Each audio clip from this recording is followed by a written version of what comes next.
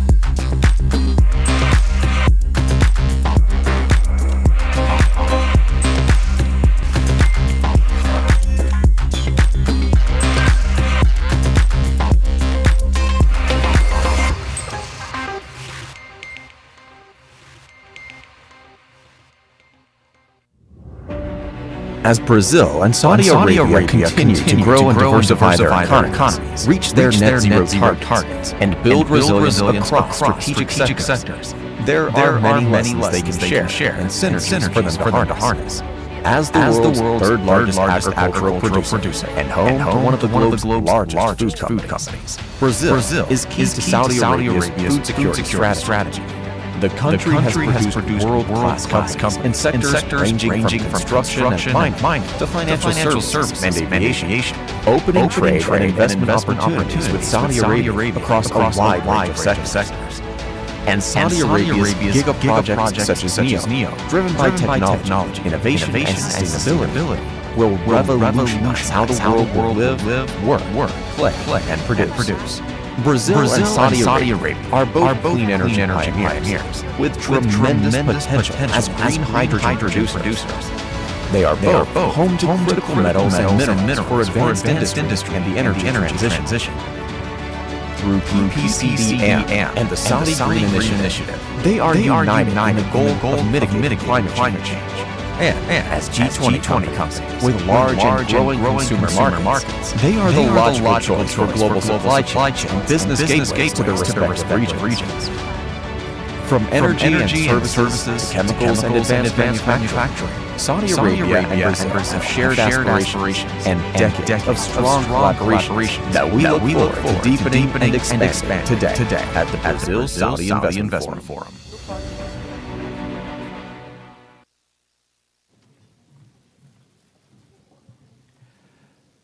Senhoras e senhores, Ladies and gentlemen, the goal of this forum is to promote investments and explore potential partnerships in different sectors in the bilateral relationship between Brazil and Saudi Arabia.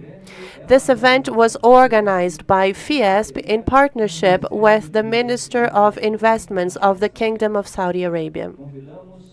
We would like to invite to join us on stage Mr. Geraldo Alckmin, Vice President and Minister of Development, Industry, Commerce and Services.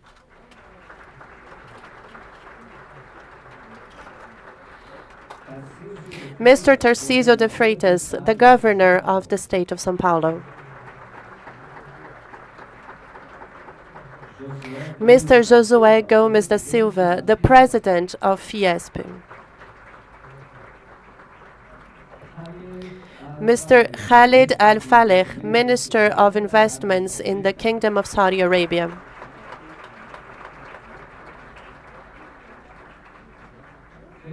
Mr. Faisal Ghulan, Ambassador for the Kingdom of Saudi Arabia in Brazil.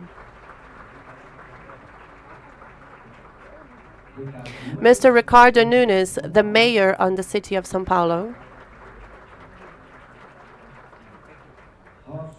Mr. Robson Braga de Andrade, the President of the Brazilian National Confederation of Industry.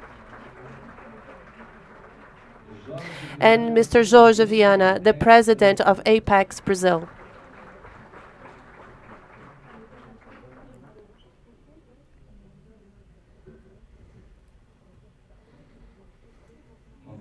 We would like to invite the President of FIESP, Mr. Josué Gomes da Silva, to welcome us all to the event.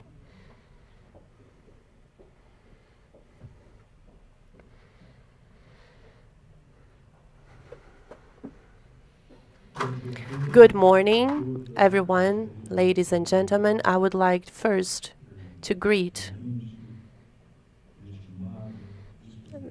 the Vice President and Minister of Development, Industry, Commerce and Services, Mr. Geraldo Alckmin.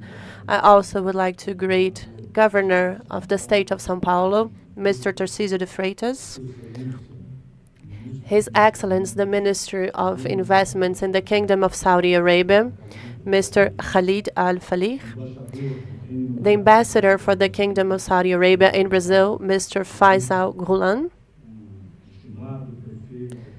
the Mayor of the City of São Paulo, Mr. Ricardo Nunes, and our dear friend, Mr. Robson Braga de Andrade, the President of the Brazilian National Confederation of Industry, our dear friend and President of Apex Brazil, Mr. Jorge Viana.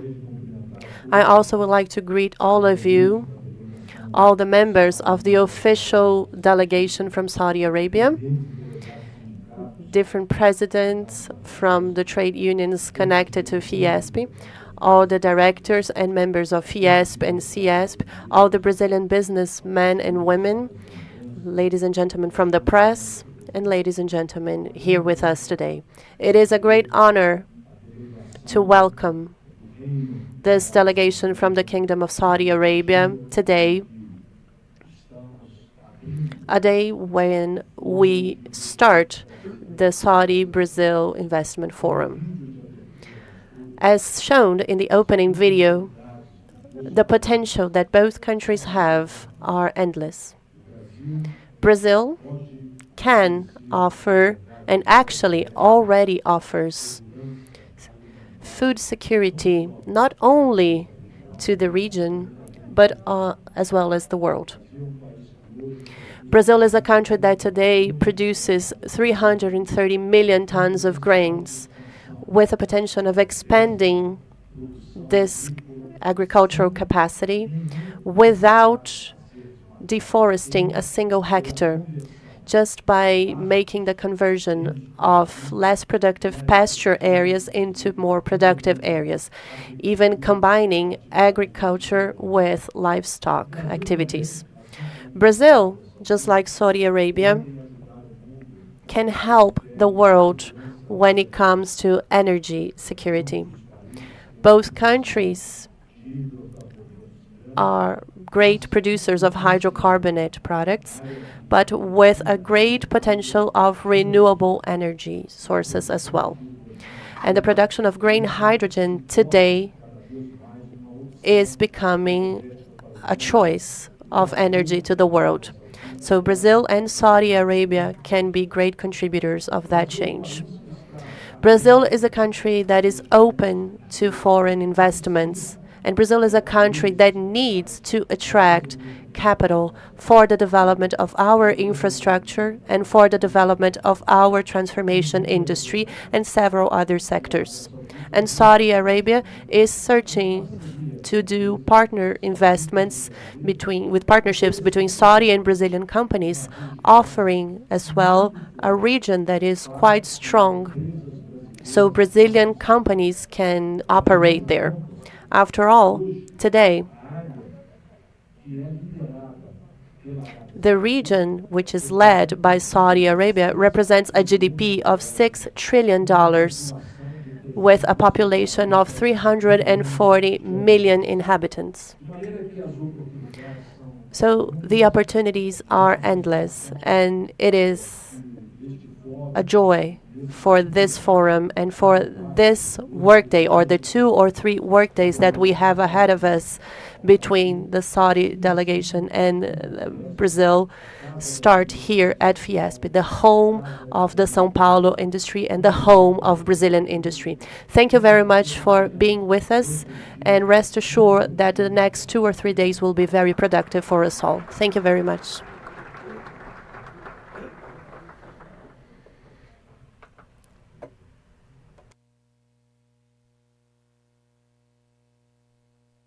We would like to invite Mr. Faisal Gulem, the ambassador for the Kingdom of Saudi Arabia in Brazil.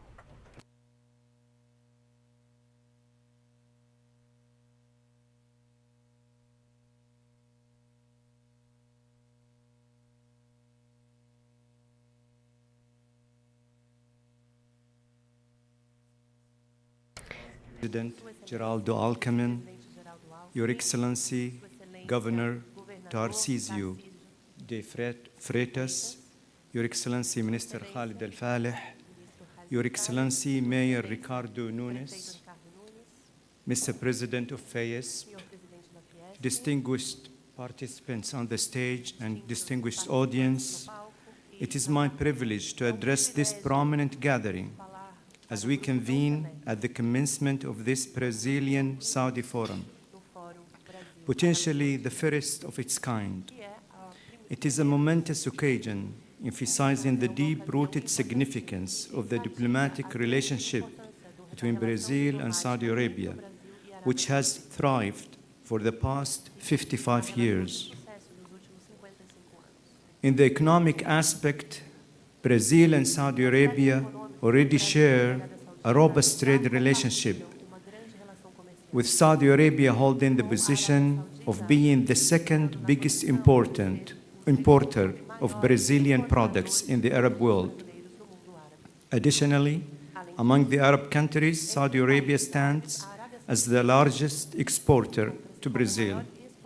The trade exchange between the two countries in 2022 amounted to more than $8 billion.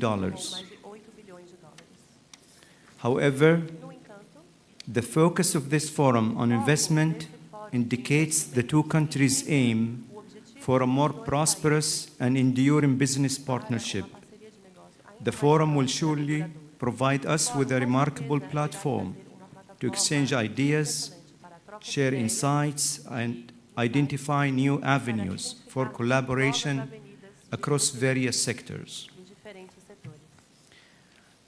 As an ambassador, It is with great privilege that I contemplate the role our embassy played in materializing this event. Allow me to extend my deepest gratitude to all Saudi, Brazilian, governmental, and private parties involved, whose efforts and commitments have brought us together today. Shukran, obrigado.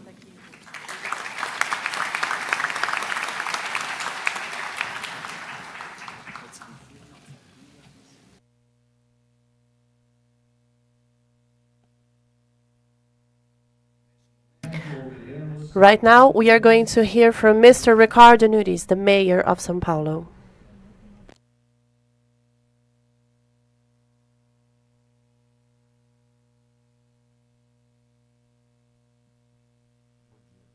Good morning, everyone.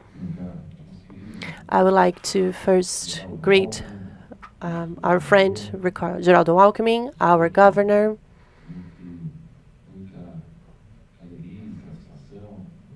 It is a great pleasure and satisfaction to see our vice president again, and of course, who is also the Ministry of Development, Industry and Services. A dear friend and partner, Mr. Tarcísio Freitas, the governor of the state of São Paulo, a great partner of our government, who has enabled us to do great advancements in our public policies. I also like to thank him for the work that he has been developing, but especially for his partnership and friendship. I'd like to greet Mr. Khalid Al Faleh, the Minister of Investments of the Kingdom of Saudi Arabia. And in doing so, I would like to just add a quick comment, Mr. Minister, on the pleasure that we had and the meeting, the pleasure that I had in listening to you when you talked about sustainability, when you talked about food security and the environment. So for me, that was a very important thing to learn about how these topics are important for Saudi Arabia. I'd like to greet Mr. Faisal Gulan, the ambassador for the Kingdom of Saudi Arabia in Brazil. Also a dear friend, Mr. José Gomes, the president of Fiesp, who has been developing a great work with his team. Our dear Robson Braga, the president of the Brazilian National Confederation of Industry. Mr. Jorge Viana, the president of Apex Brazil. And I also would like to greet the official and commercial delegation from Saudi Arabia, business people, and friends from the press. The only Brazilian city in the rank of City of the Futures from the Financial Times ranking is the city of São Paulo. And we have a special focus on technology and innovation with more than 3,000 startup companies. Between 2020 and 2023, we have advanced 4 positions in the global startup rank, and we are the only city in Latin America in the top 30. Minister, part of your delegation is going to stay here, but part of your delegation is also going to other countries. But I would like to leave these advancements that our city has made on the record.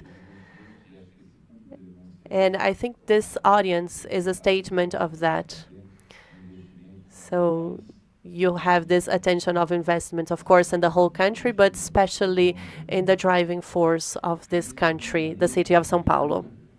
The planning of the City Hall is for the full development of the city in different areas, creating a business environment that is more attractive for global partners. This investment forum between Brazil and Saudi Arabia reinforces the connection of both countries and open new perspectives so they can grow together. With the ideal that São Paulo, as its own call, and the work performed by the city administration has contributed so much. It's not necessary to talk about the potential of our country, Brazil. Everybody knows it. But to finish my talk, I would like to highlight a very important point of an essential data that will for sure add on to the investments of Saudi Arabia, and I'm talking on behalf of the city of São Paulo, the state of São Paulo. An essential data. From 2021 on, we had 43,000 companies that transferred business to the city of São Paulo. From 2021 until today, we had the opening of 341,000 companies. This is an essential action to generate revenue and employment. Last years, we had a positive balance of 187 job spots.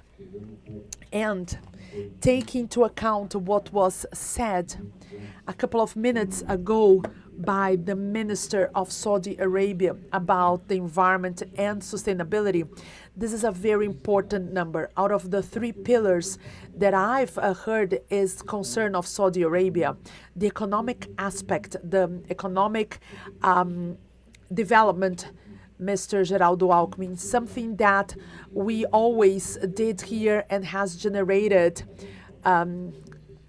all these points.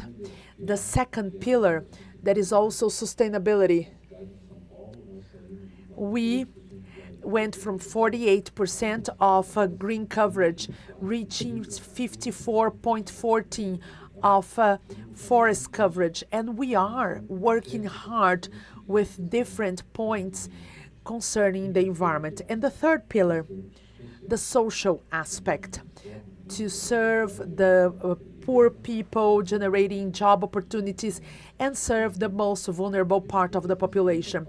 For what I've seen from what was said by the ambassador here, and what is part of Fiesp, through Josué, we also have the governor and vice president here of Brazil, and also all of you at the audience.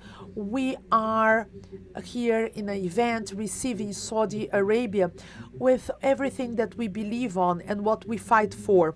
So I'm positive that this meeting will be a huge success and will strengthen even more all relationships between São Paulo, the city of São Paulo, the state of São Paulo, and Brazil, on the benefit of the Brazilian population. Thank you very much, and I wish you all the best.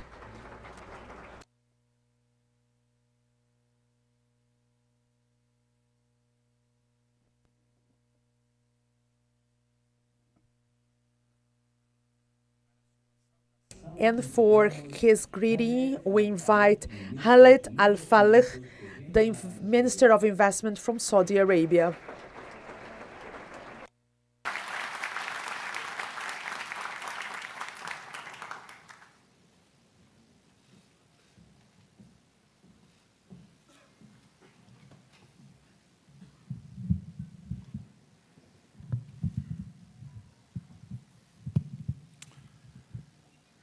Bismillah ar-Rahman ar-Rahim.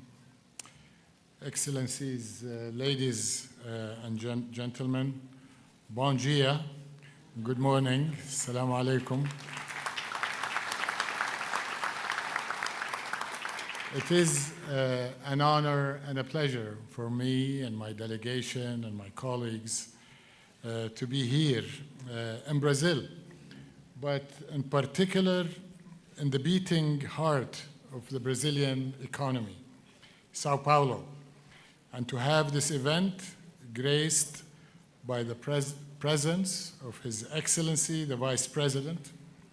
So on behalf of the government of Saudi Arabia, let me express our sincere gratitude to their Excellencies, Vice President and Minister Geraldo Alckmin, Governor Tarcísio de Freitas, and Mayor Ricardo Nunes of Sao Paulo, Brazil's federal government. Let me also thank and recognize the Federation of Industries of the State of Sao Paulo, Fiesp, and its president, Jose Gomes de Silva, for hosting us today.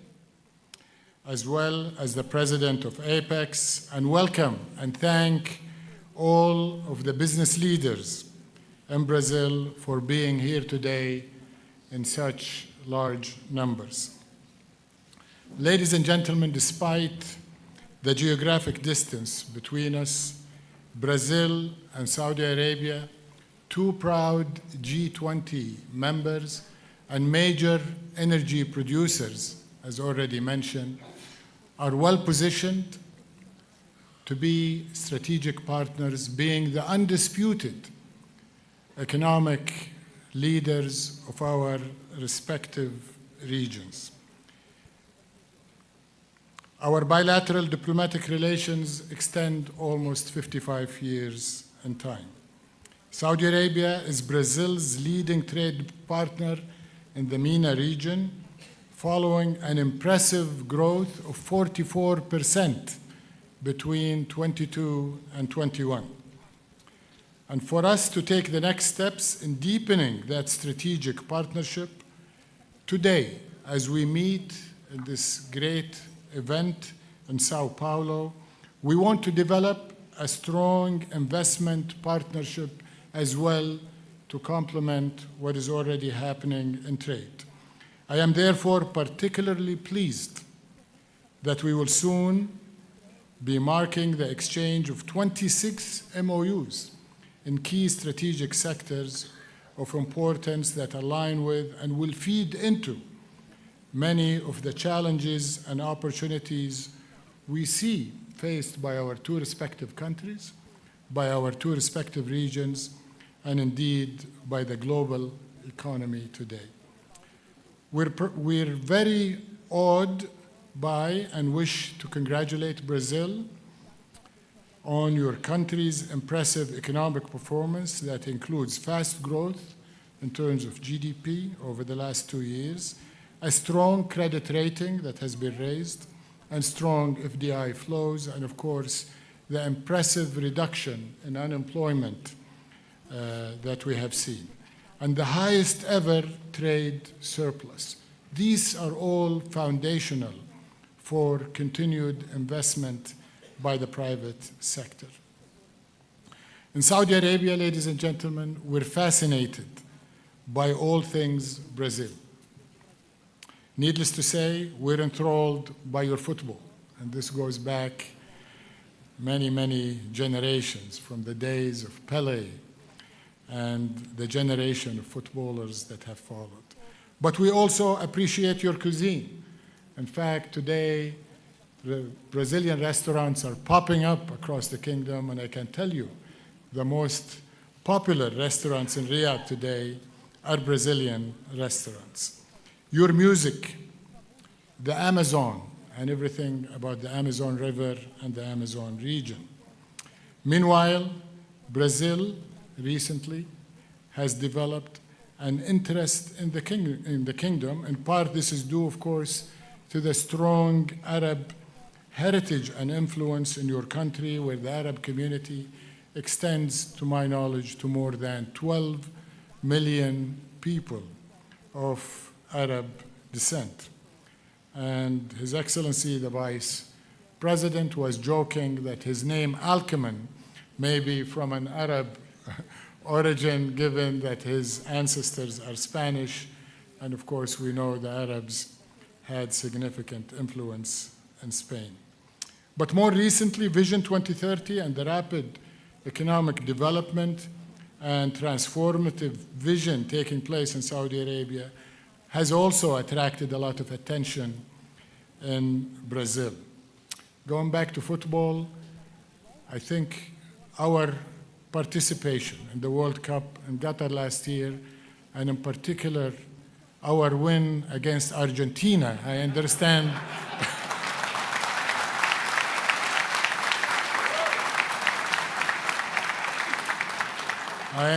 has gotten us even a little more closer together.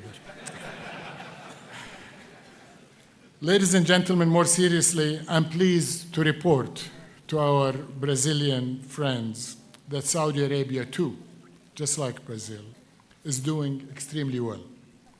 Since we launched Vision 2030 7 years ago, you will be happy to know that our GDP has risen by 66% in the 7 years since. Our FDI flows have quadrupled, and last year we became the fastest growing economy in the G20. Our strong credit rating has been raised, and our unemployment also has dropped from 13 to 8%, the lowest in a decade, just like Brazil. This did not happen in a vacuum, but is the result of the clear and inspirational leadership of His Royal Highness Crown Prince Mohammed bin Salman. By sustained regulatory and judicial reforms and forward-looking investments that are taking place in the kingdom, which you will be hearing about throughout the day. At this moment in time, Brazilian companies have the chance to capitalize on the immense opportunities that we are creating in Saudi Arabia, as well as creating internationally. Together, we can complement and leverage each other's strengths. And our extended visit this week to your country is a testament to our desire to make up for lost time and our belief in the extent of our mutual joint potential.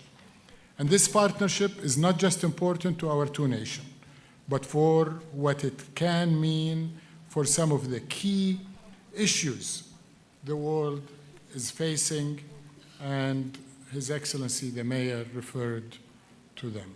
And I want to highlight two key examples in my remarks. First, climate change. Brazil's long-term objective is to meet net zero emissions by 2050 and reduce carbon emissions by 50%, and is set to launch a green transition plan worth hundreds of billions of dollars, which was addressed today by the Financial Times article just this morning. Similarly, the kingdom will achieve net zero carbon emissions by 2060, which is very challenging for Saudi Arabia, given the fact that we are a major producer of hydrocarbon, a very industrialized country, and we don't have the blessings of the Amazon to absorb our carbon emissions, which you have. But nonetheless, we are emissions. We've already demonstrated our leadership through multiple projects which can be replicated here in Brazil. One of them, as an example, is the world's largest green hydrogen project being built in NEOM in a partnership between NEOM, ACWA Power, our leading green energy company, which is with us today, worth more than $10 billion. This project has been financed, under construction, and will be the world's first large green energy project that we hope, as I mentioned, to replicate here in Brazil. We also launched the Saudi and Middle East green initiatives to increase renewables, to increase the circular economy, carbon circular economy, but also to plant 50 billion trees in the Middle East, 10 billion of which will be in Saudi Arabia. The kingdom is also leapfrogging in our automobile sector into full commitment to EV production, and we will be producing 500,000 units a year of EVs that, of course, will be requiring a massive investment in EV batteries. And critical materials are, of course, key components for EV manufacturing, and we believe Brazil and Saudi Arabia can also leapfrog others by jointly investing to unlock these materials. So this morning, I want to acknowledge what has been making the news the last few days. Manara Minerals, a joint venture between Ma'aden and the Sovereign Wealth Fund of Saudi Arabia, PIF, announced just last week that they are investing in Vale's energy transition metals business, and I am pleased to have the chairman of Vale, Mr. Daniel Stieler, Mr. Gustavo Pimenta, Vale CFO, and the Chief Investment Officer of Manara Minerals, Mr. Tarmo Heijensen, with us to exchange letters of commitment regarding this JV later on this morning. Secondly, our partnership can play an important role in enhancing an issue also addressed by their excellencies ahead of me, which is food security, where global concerns have arisen recently as a result of the continued conflict in Ukraine.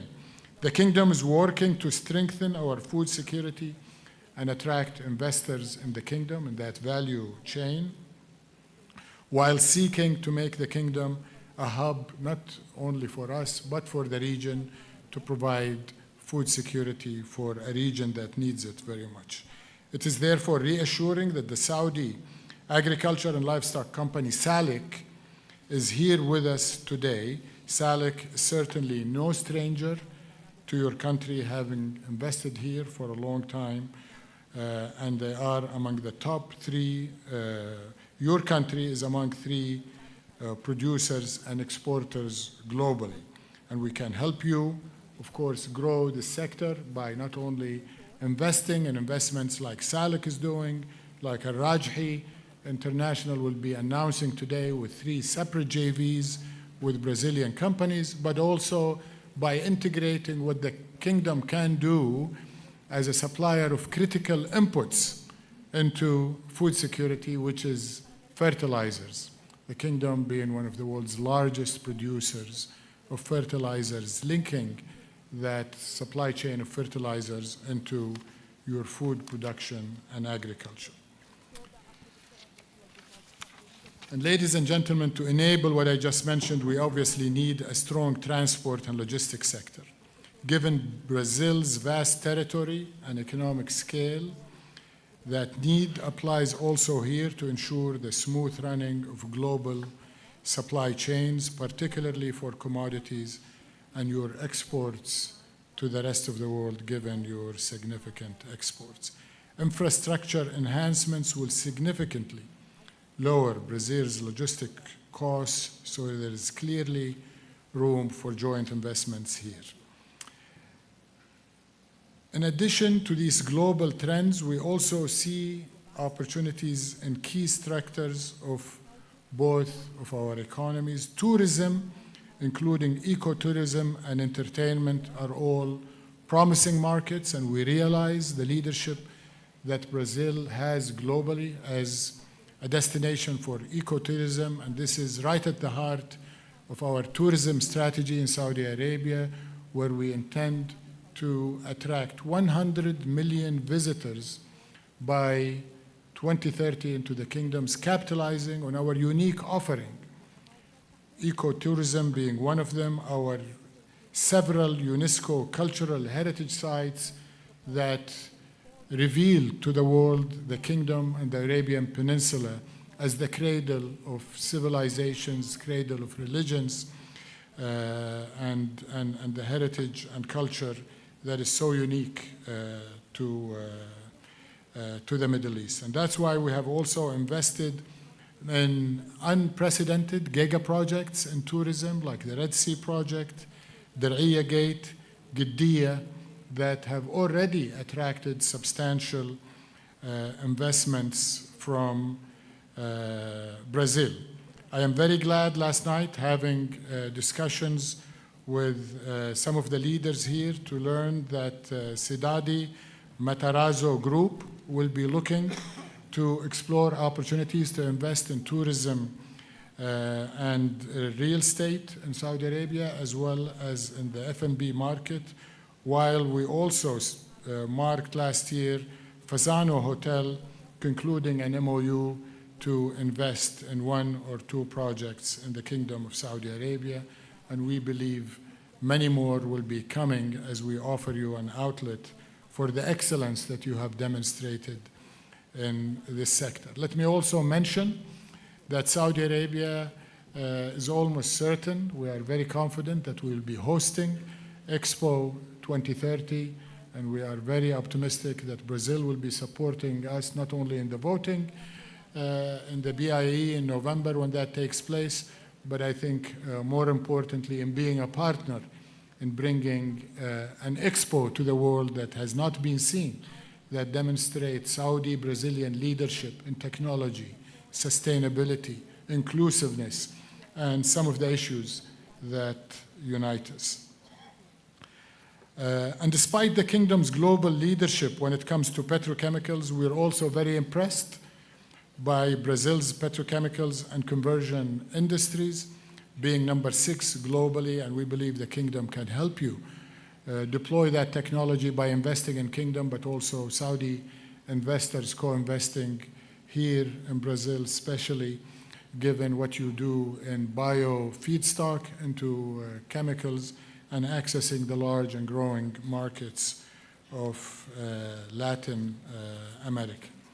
What I have mentioned here are just a few of the many sectors where we see exciting and large potential. But our interest and support extends to the entire set of opportunities for large, middle, and small companies, certainly for innovative startups and established companies across all value chains and in sectors such as pharma, biotech, agri-tech, fintech, and aerospace, and we will be visiting the impressive partner that has been created through public-private partnership here in Brazil, Embraer, later on this week. It is also worth mentioning that the importance of collaboration will give great opportunities for Brazil's financial sector to also participate in financing over $3.3 trillion of investments that are taking place in the next decades or so in Saudi Arabia. So before I conclude, let me extend an invitation to all leading Brazilian businesses present here, and I assure you we have the highest respect and admiration for each and every one of your enterprises to be our partners, to be part of an exciting journey that I tried to outline. You can partake in the investment opportunities that I mentioned across all sectors to the scale of $3.3 trillion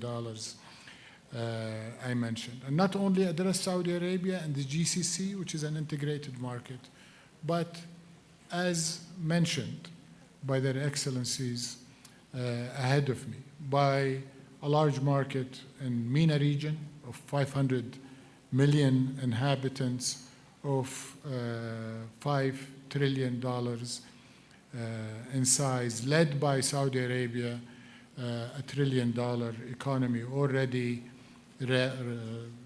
growing at a very rapid rate.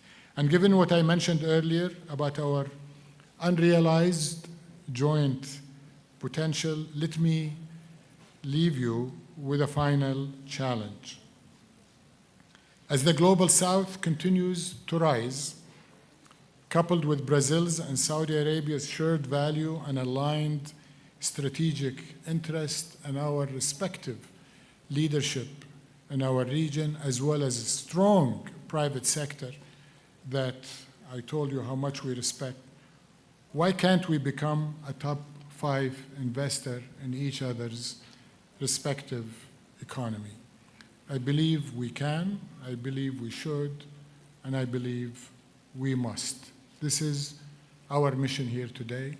This is the objective of each member of the Saudi delegation from the public and private sector, and this is the mandate we have from our leadership back home with this historic mission that we are undertaking.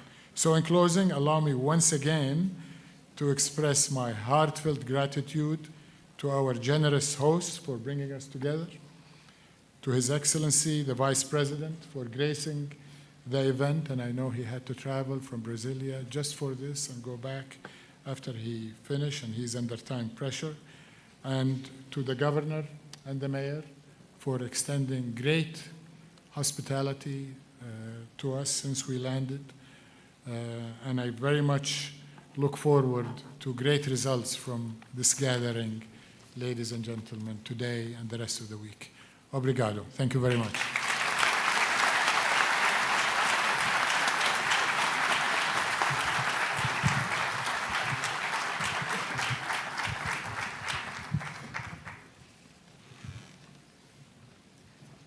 Neste momento, ouviremos.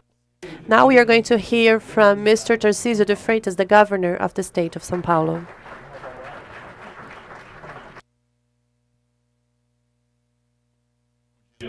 Good morning, ladies and gentlemen. It's a pleasure to greet our Vice President and Minister of State Development, Industry, Commerce and Services, Mr. Geraldo Alckmin. Thank you for coming back to your home state. I also would like to greet the Minister of Investment from the Kingdom of Saudi Arabia, Khalid Al Fayed. Thank you once again for being with us. I remember when we met in Davos in the World Economic Forum, when we analyzed the possibility of bringing you to the state of São Paulo. And now I am very happy to see this idea becoming a reality with such an important delegation.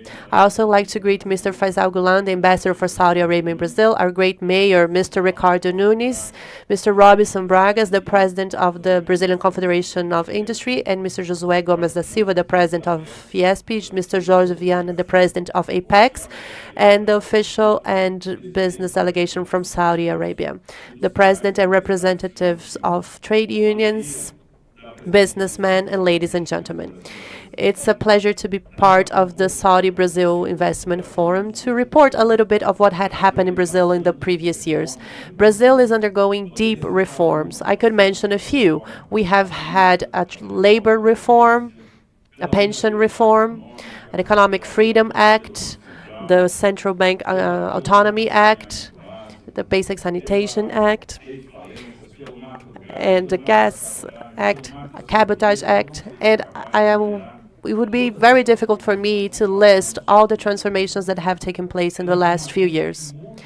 Transformations that change the investment ecosystem and that tackle the roots of our low economic growth and that certainly prepare Brazil for a leap that will be perceived in the coming years. We are creating the foundations so Brazil can become a safe place for investments. And currently, we are discussing the one reform that is missing, which is the tax reform, that is going to simplify our system. And I'm certain that it will be very helpful to anyone who wishes to invest in the country. So we have created the environment that certainly will allow us to sustainably grow in the coming years. If we think about the state of São Paulo, in the past few months, the state has grown 2.3%. Our GDP has grown 2.3% in the past few months in relation to the previous years. We have had a record opening of new companies with great job creations. 240,000 new jobs were created in a state that has a very strong agricultural sector, a very strong industrial sector, and a very strong service sector that have been driving this growth. A state that represents pretty much a third of Brazilian GDP and houses 22% of the Brazilian population. And we are ready to cooperate with Saudi Arabia in all sectors. I could mention energy security, for example. Our state is a leader in ethanol, a Brazilian creation. And from ethanol, we can develop a number of different possibilities. Ethanol can provide us with fertilizers that are so needed for ensuring food security. Ethanol can provide us with biogas. Ethanol can provide us with green hydrogen, and ethanol that can provide us with sustainable aviation fuel.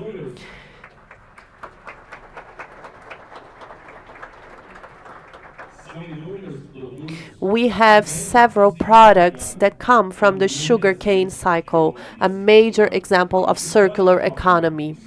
and products that can make the state of São Paulo and Brazil into leaders into the energy transition process. Very soon, in partnership with the University of São Paulo, we will be opening the first transformator in Brazil that will transform ethanol into hydrogen. And we are going to be driving around the university campus in vehicles that are moved with hydrogen produced in Brazil from the Brazilian ethanol. When it comes to food security, I don't have to mention that Brazil is a larger exporter of halal meat for the Arabic world. We are very strong in animal protein products, and this is true for the state of São Paulo as well. We are very strong in animal protein, in sugarcane, coffee beans, and we are strong in a number of different products. We have more than 200 products generated for an agribusiness that is high in technology, and especially an agribusiness. I think we can be proud to have the most sustainable agribusiness in the planet, which is the benchmark for the world, that allows us to conciliate production and preservation. The state of São Paulo is one of the few states that were actually able to, in chemical, petrochemical industries, in pharmaceutical industries, and in defense. I could mention Embraer, for example, as a major reference. Embraer, a great company that has been supplying aircrafts and communication devices, and that today, together with the University of São Paulo and the State University of Campinas, is leading research in air mobility for the future. So we are going to advance even more when it comes to biofuels, and when it comes to reducing emissions, and in the development of new vehicles. Embraer, which is a reason of pride for the state of São Paulo and Brazil. In the state of São Paulo, we have also launched a very robust investment partnership program with the private sector. Our investment partnership program in the state of São Paulo that has a number of projects to offer. Projects in all the different sectors of infrastructure, energy projects, basic sanitation projects, because we do have a major challenge in that sector, and we understand that basic sanitation will be a great area for investments. It's a transformative sector, it generates positive externalities, and I'm certain there will be a great flow of investments in the coming years in the state that will anticipate the targets for providing universal basic sanitation services to the population. We are bringing investments through public-private partnerships for highways, and also in the railroad system. We are going to recover that in the state as well. Investments in the social area, making partners between the public and private sector in education and housing. And if we were to combine all the investments that will be offered to the private initiative and projects that are being well structured, because throughout the year, Brazil has learned how to develop projects. Brazil has learned how to deal with the perceived risk by investors. We know how to deal with the demand risk and the exchange rate risk. Today, we have projects that have a liquidity reserve and projects that will ensure a return over the investments. And I'm certain that these projects will all be very successful once they reach the market, and certainly will bring to the state of São Paulo 200 billion reals in new investments in the coming years. So we'll have bids happening in the end of 2023, beginning of 2024, 2025, and 26. And we are going to bring an unprecedented amount of investments to the state of São Paulo in all areas of the infrastructure sector. So this is another extremely relevant aspect of cooperation that should be highlighted. We also have a huge potential for tourism. We have whatever you wish for. We have tourism for all tastes and flavors because we carry all landscapes. We have the coast, we have the rainforest, we have rivers, and we have cities that are specialized in water parks. We have the southwest of the state, we have the southwest of the state, we have an immense variety of options to explore ecotourism. Ecotourism in the state, with investments from the private sector, will provide expressive returns in an industry that is sustainable, in an industry that generates income, and that has all the right elements to become a very strong industry in the state of São Paulo. And in the coming years, we are also receiving unprecedented investments in real estate. We are talking about the reorganization of urban areas, especially in the downtown area of São Paulo, replacing old buildings for new ones, with investments in housing projects, and with the revamping of the downtown areas. This means that we have huge investment opportunities here. So that means that we have huge opportunities for partnerships. And it's interesting to see a country that is a leader in Americas to become a partner of a country that is also a leader in the Middle East. We see this partnership as being very beneficial for both countries, and we want for this first mission to establish strong bonds and long-lasting bonds between both countries. We would love to see Saudi Arabia with an office in the state of São Paulo for prospecting new investments. And soon, we would like to be present in Saudi Arabia with a business mission so our businessmen and women can also identify the opportunities for new business in the region. Welcome once again, and I wish you all a very successful forum. And let's build a long story, a long history of cooperation and creation of bonds. Thank you very much.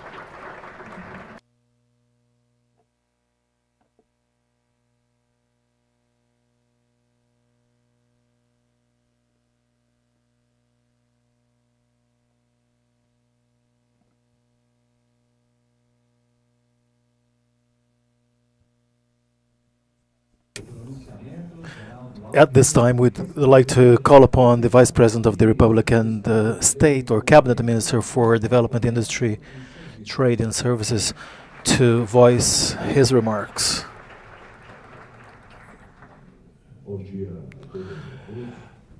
Good morning, one and all. I'd like to extend my greetings to my counterpart and Minister for Investments of Saudi Arabia, Minister Khalif Al Falih, the distinguished governor of the state of São Paulo, Tarcísio Freitas, the mayor, Tarcísio Nunes, as well as our host at this Brazil-Saudi Arabia Investment Forum, Mr. Josué Gomes da Silva. Greetings likewise to the Saudi ambassador to Brasilia, Faisal Olan, Mr. Robson Andrade, the chairperson of Brazil's Industry Confederation, who adds so much luster to this event, Senator Viana, the chairperson of Brazil's Export and Investment Promotion Agency, APEX.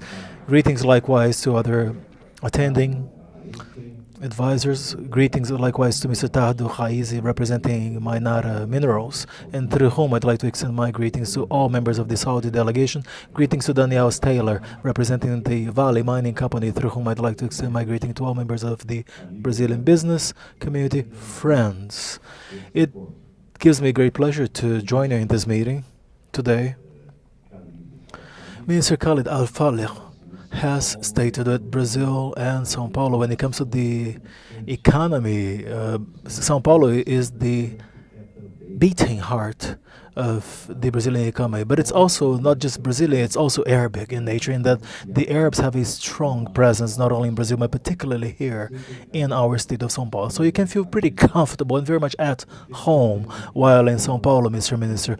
I have no doubt whatsoever that this forum will yield substantial opportunities for mutual investments on both sides, as well as partnerships, and will help us ensure greater economic complementarity on both sides, thereby creating more jobs and income opportunities. Stability, and with a strong sense of sustainability. Inclusive development means that we are able to uplift the poorest segments of the population so that they can have a better standard of living. We still have about 30 million people in extreme poverty in this country, and we are working hard to improve their standards of living. Another key factor is development with sustainability and predictability. Brazil is growing. The GDP is currently growing above forecasts. Unemployment has gone down. The Brazilian real has been appreciated. The stock exchange market has gone up. But all of these signs should actually encourage us to engage in even more structuring reforms while seeking greater economic efficiency. May I also highlight the recently passed tax reform passed at the lower house of parliament to be reviewed and examined by the upper house, the Senate. It will ultimately encourage the Brazilian industrial activity. As you know, that is a key factor. Robson, Josue, it will also help lower the cost of doing business in Brazil, and will totally relieve the tax burden that would otherwise apply to investments in Brazil and exports from Brazil. The tax reform will certainly make a difference. The other reform is the tax, or rather the fiscal framework, which will ensure fiscal guarantee regarding the debt to GDP ratio, which will remain stable and as of next year is likely to go down, therefore leading us to incur primary surpluses in our debt to GDP ratio. And the other anchor factor is development with or coupled with sustainability. We are proud to state for the record that the deforestation rate in the Amazonian region in the first half of 2023 has gone down by more than 50, and that is 50%. Brazil is keenly committed to fighting climate change and therefore ensure actual preservation of the world's largest tropical rainforest, i.e. the Amazon forest, and therefore engage in the climate and energy transition. A number of investments and partnership opportunities emerge in this agenda. The Saudi minister highlighted the petrochemical sector as well as the energy sector. He also referred to EVs or automobiles. Actually, we plan to have multiple technological routes in place in Brazil. Ethanol fuel, which was also mentioned by Governor Tarcísio, hybrid vehicles powered by ethanol fuel and electricity as well. Actually, Brazil has a substantial deposits of lithium, and just last Friday in the Vitória port out of Espírito Santo along the coastline of Brazil, we exported the first consignment of zero carbon green lithium.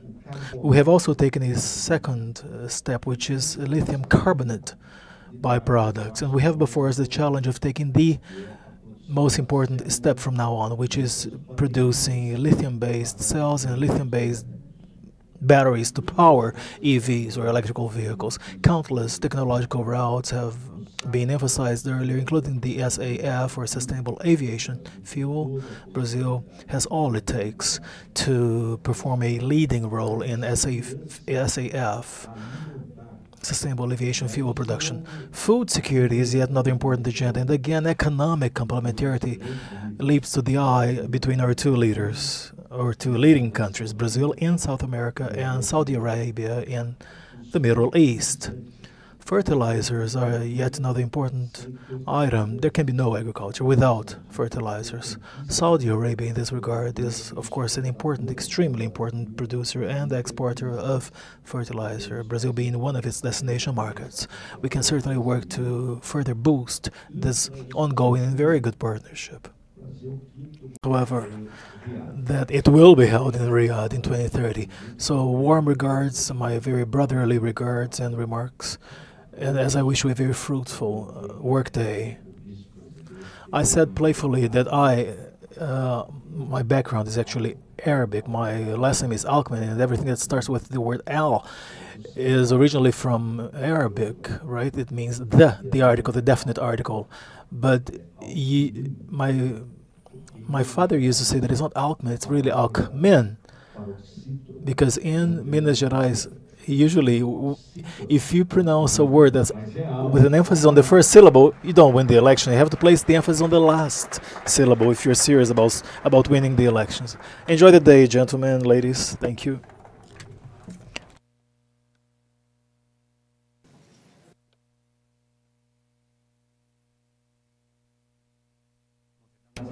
We would now like to invite for his remarks on opportunities for investment in Saudi Arabia, Mr. Abdul Rahman Bakir, the director for the international office at MISA.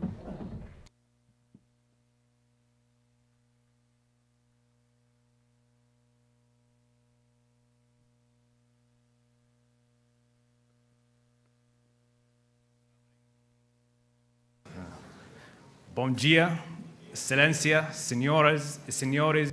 Your Excellency, ladies and gentlemen, esteemed businessmen, guests, and friends. My name is Abdullah Makir, and I'm very happy to be here today. I'm here representing the Minister of Investments for Americas. Don't judge my Portuguese, please. I'm just half Brazilian, because my wife is actually Brazilian.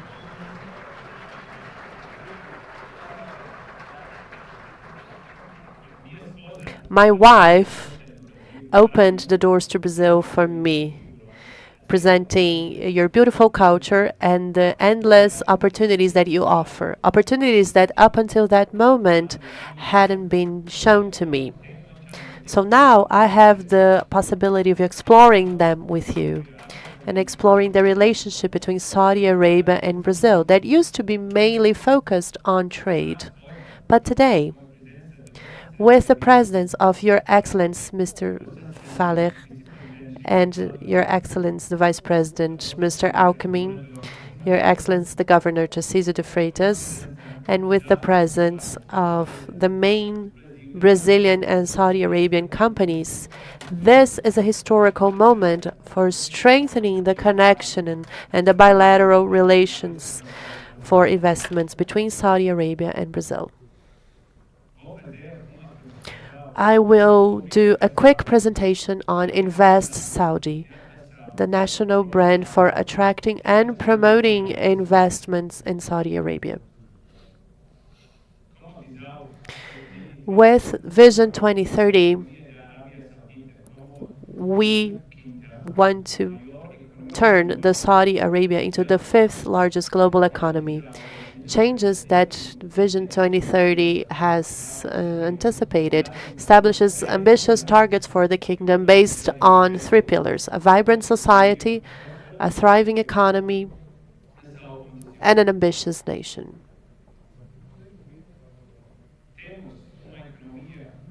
Our economy is thriving, with GDPs reaching $1.1 trillion this year, with a forecast of reaching $1.6 trillion by 2030.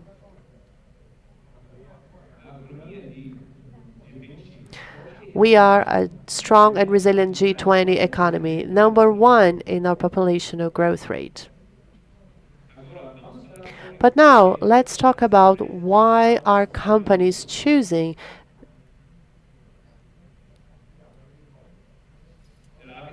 Saudi Arabia. A few examples. The reform journey.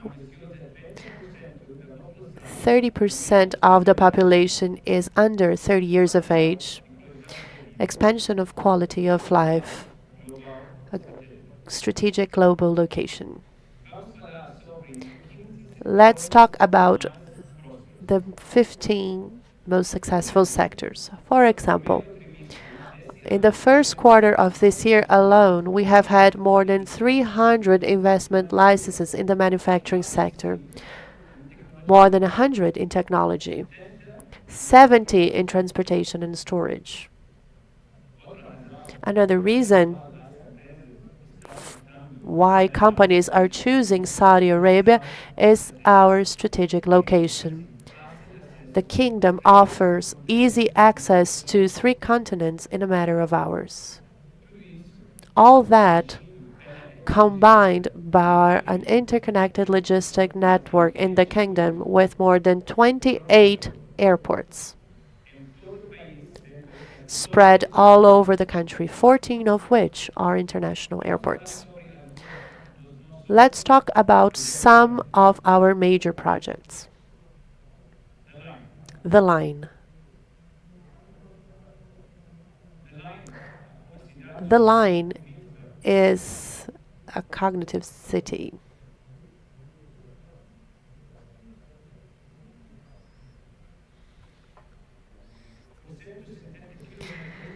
With 170 square kilometers with mountains.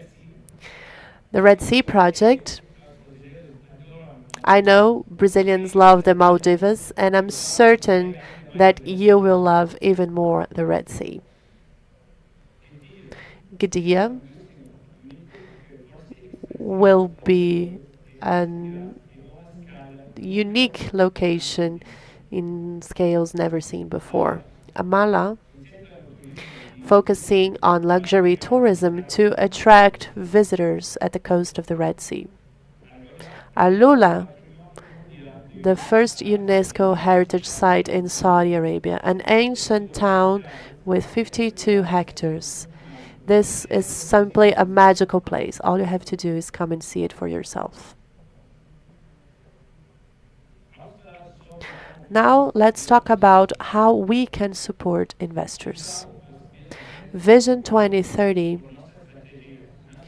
uses a national investment strategy, a strategy that was launched by Prince Hamad Salman based on the 4 pillars for opportunities of investment, investors, funding, and competitiveness. That takes me to the end of my presentation. I hope to see all of you in Saudi Arabia very soon, and please come and visit us. Thank you very much and all the best.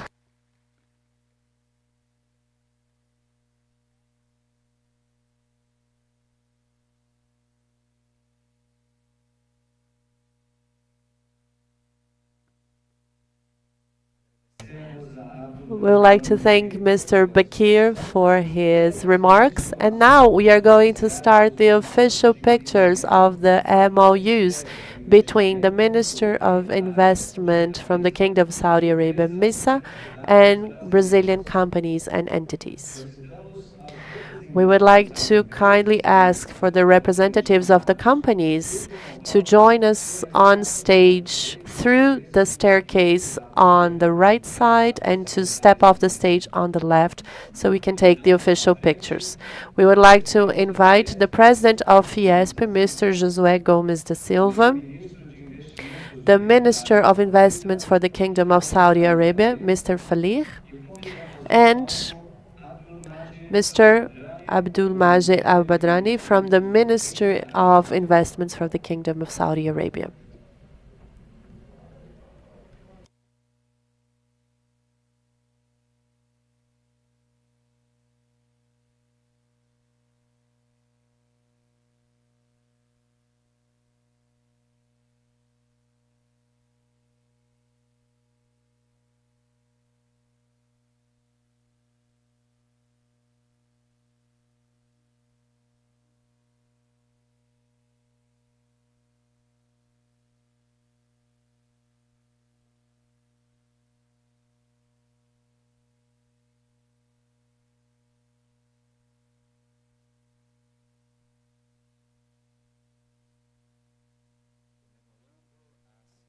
The memorandum signed between Fiesp and MISA has as its purpose to promote the institutional relationship of both entities.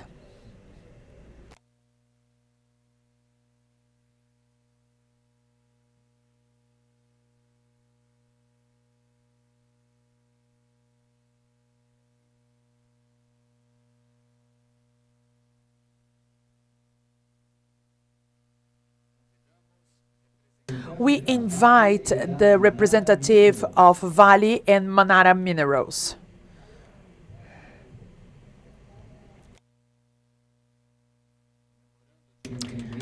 The MOU has as its purpose to establish the commitment of acquiring 10% of the operation of basic metals from Vale by Manara Minerals.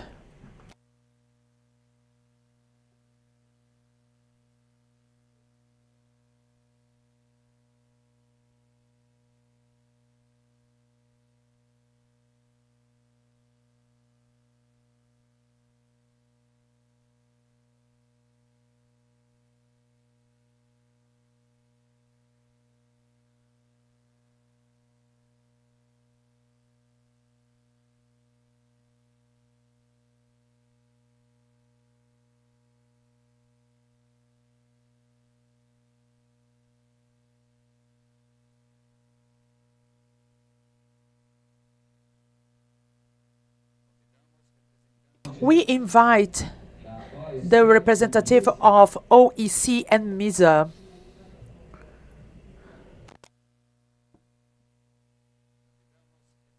We invite representative of CATS 3D and MISA.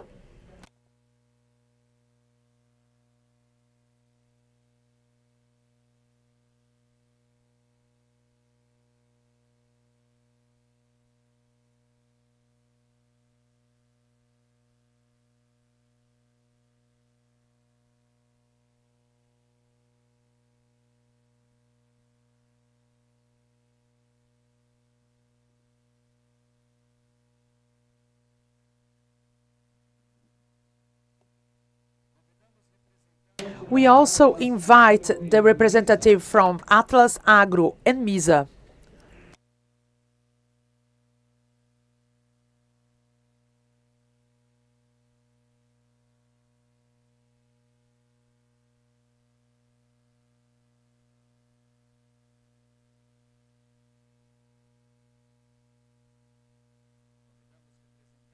We invite the representative of Novonor and MISA.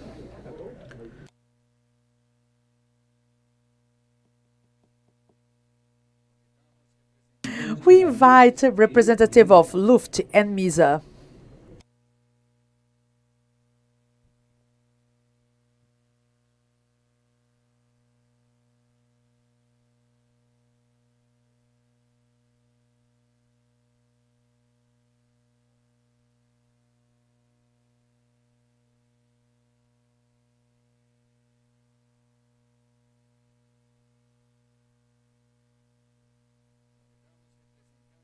We invite the representative from Cidade Matarazzo and MISA.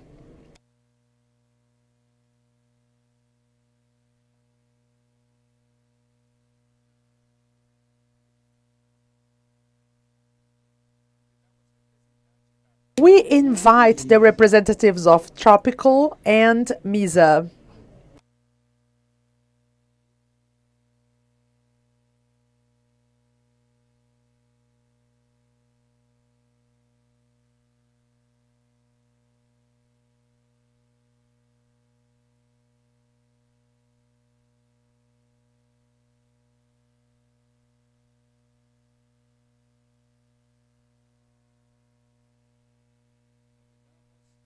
We invite the representative of the Wish Group and MISA.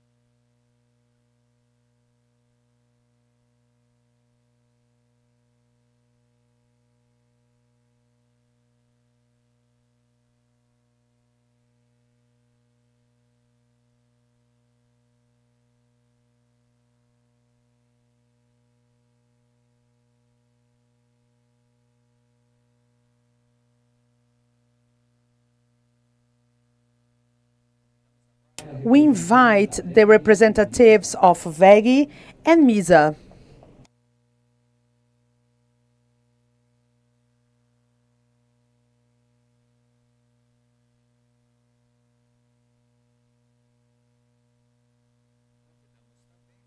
We also invite the representative of the Commercial Association from the Federal District and the Federation of Saudi Chambers.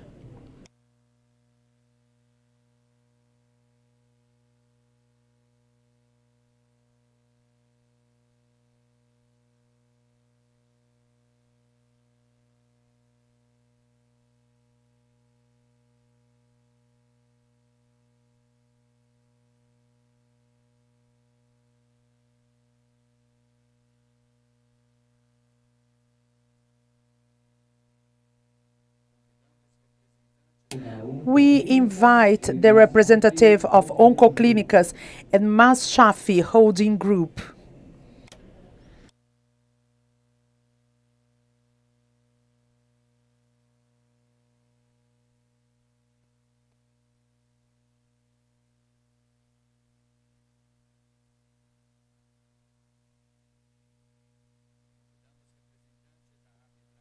We invite the representatives of Avibras and Scopa Defense Trading.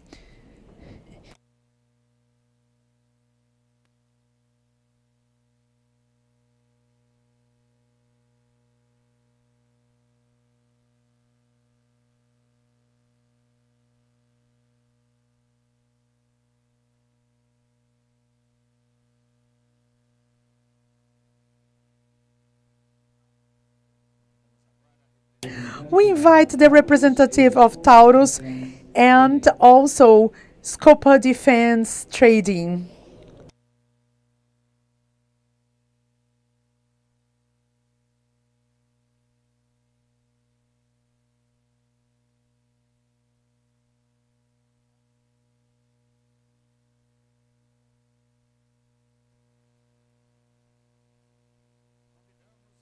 We invite the representatives of Cicibras, Trade and Industry Investment Center Brazil, and Thika Business Service.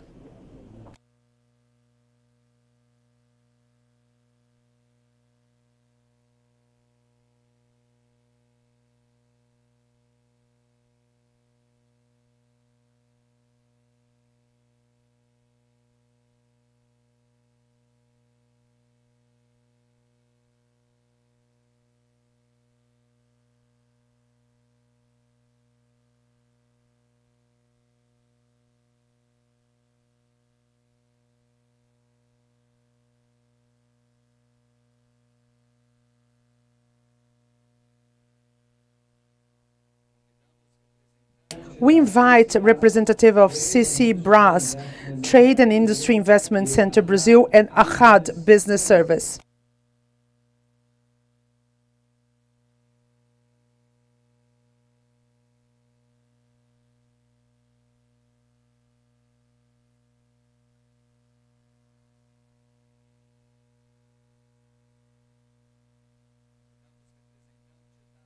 We invite representatives of Agromandova and Al Hahe International for Investment.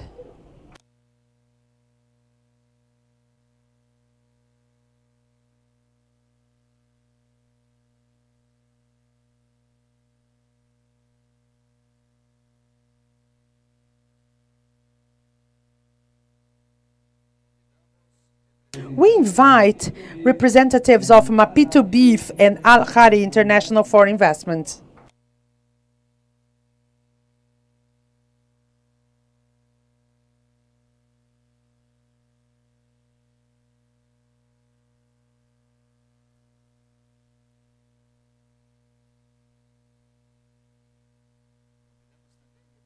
We also invite representatives of Agri Brazil and Al Khari International for Investment.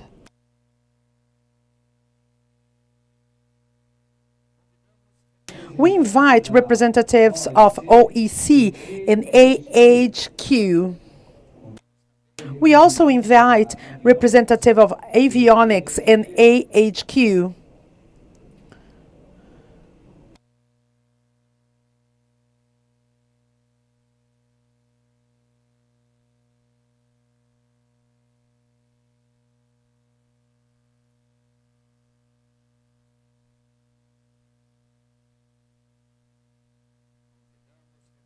We invite representatives of Ociliot and AHQ.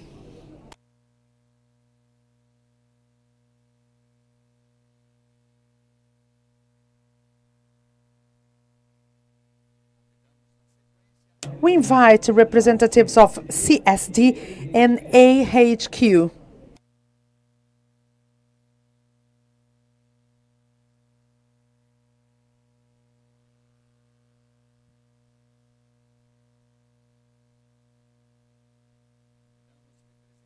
We invite representative of OEC, Al Holey.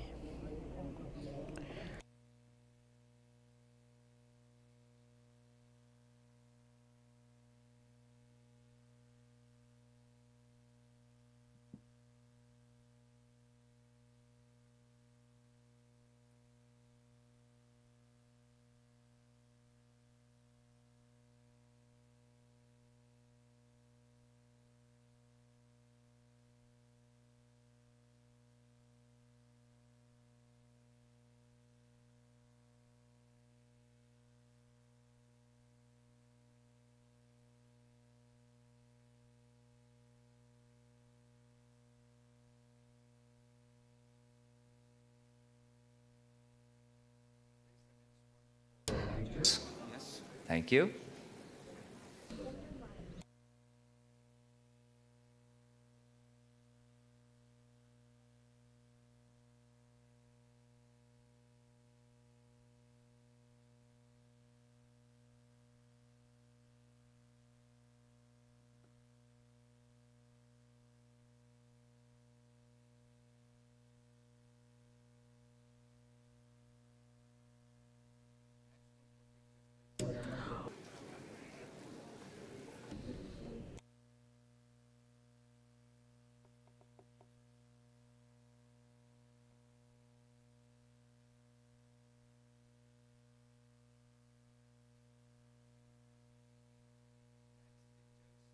Gentlemen.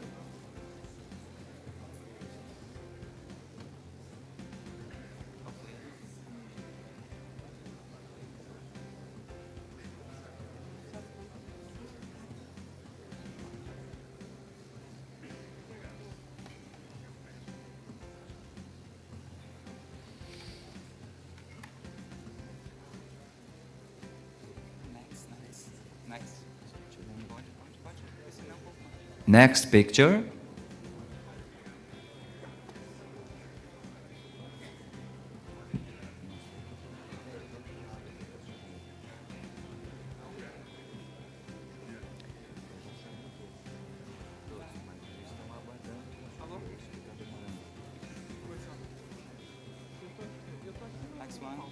Next one, please.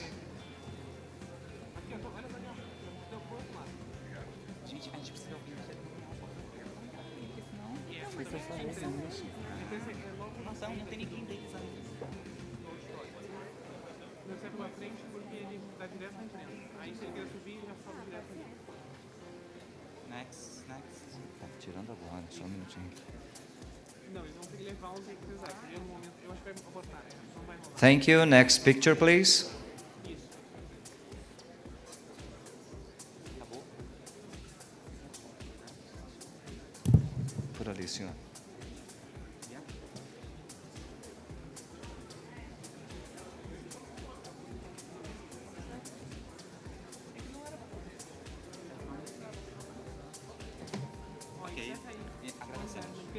Next one for pictures.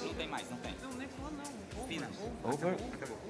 Agradecemos então a presença das autoridades na abertura deste fórum e solicitamos a todos que permaneçam em seus lugares. We thank the presence of all authorities in the opening of this forum. We request you to stay in your seats because soon we will continue our event.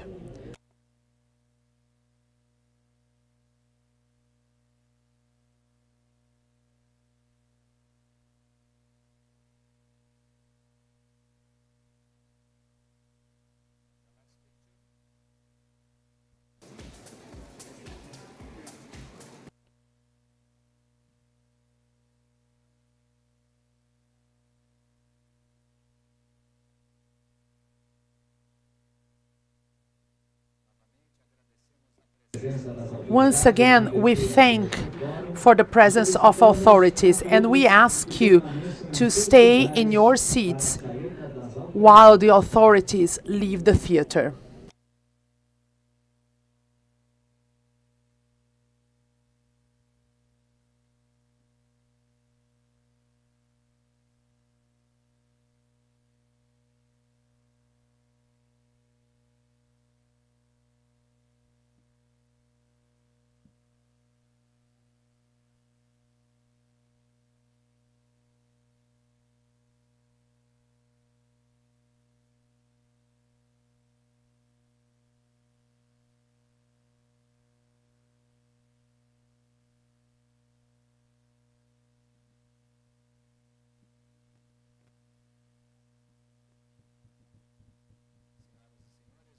Ladies and gentlemen, we are going to continue with the next panels.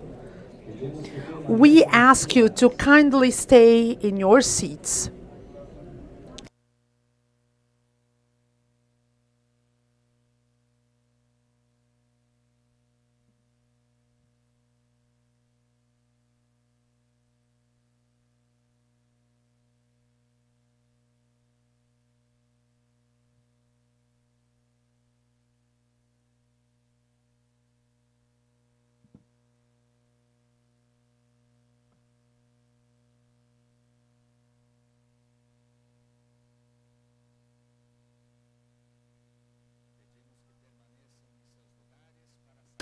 We would like to kindly ask you to please remain seated while the authorities leave.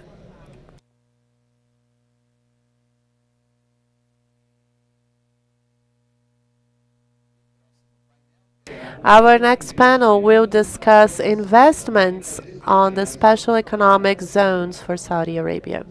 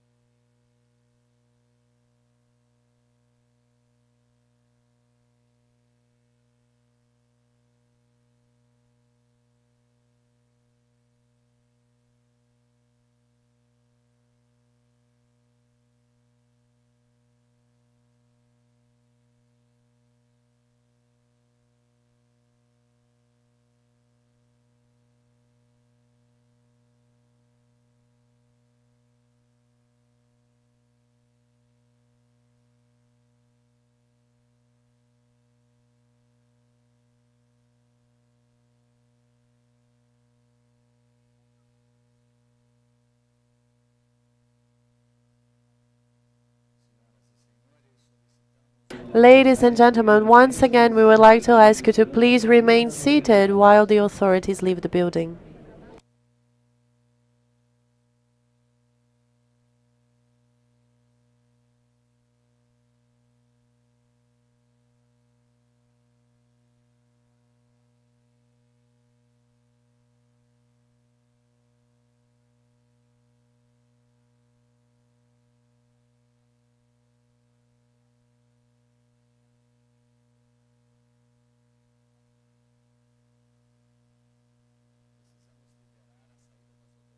We need to allow the authorities to leave the room so we can continue with the panels.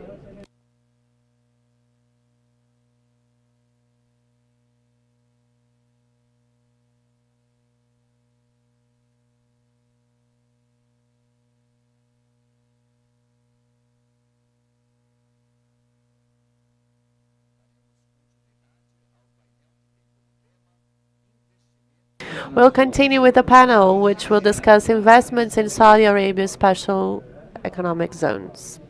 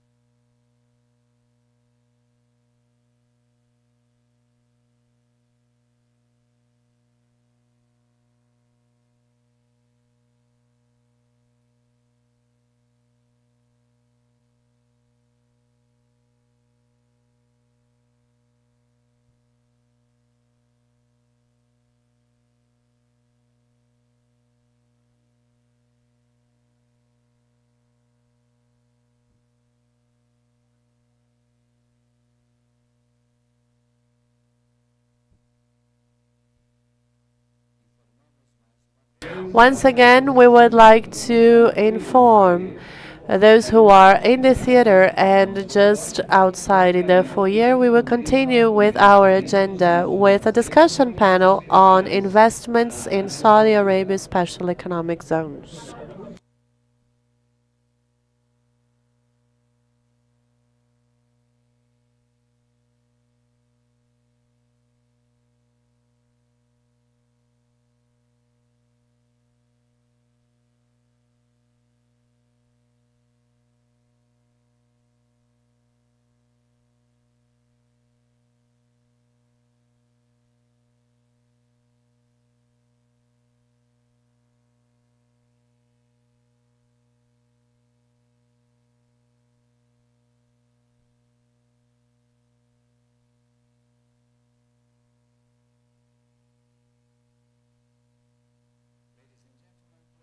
Your seat as the next panel is about to start.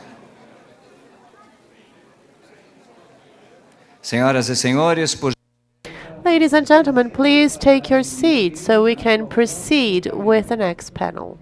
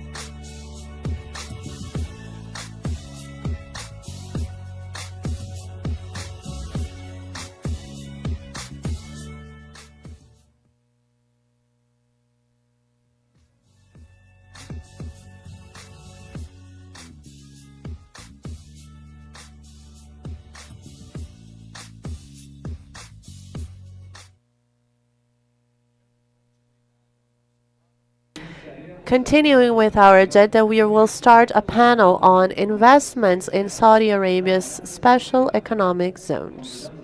We would like to invite on stage Mr. Mashed Al-Tajmand, General Director for SEZ Global Business Partner and Exile.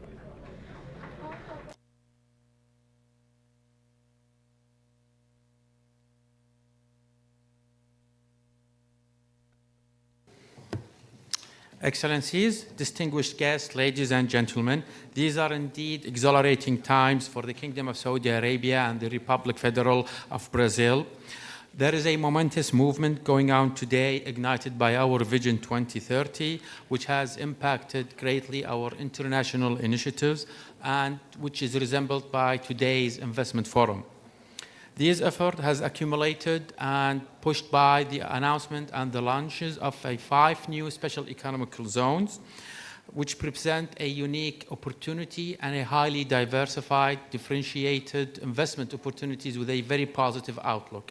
Now, without further ado, we're going to watch a short video of these 5 newly launched SEZs.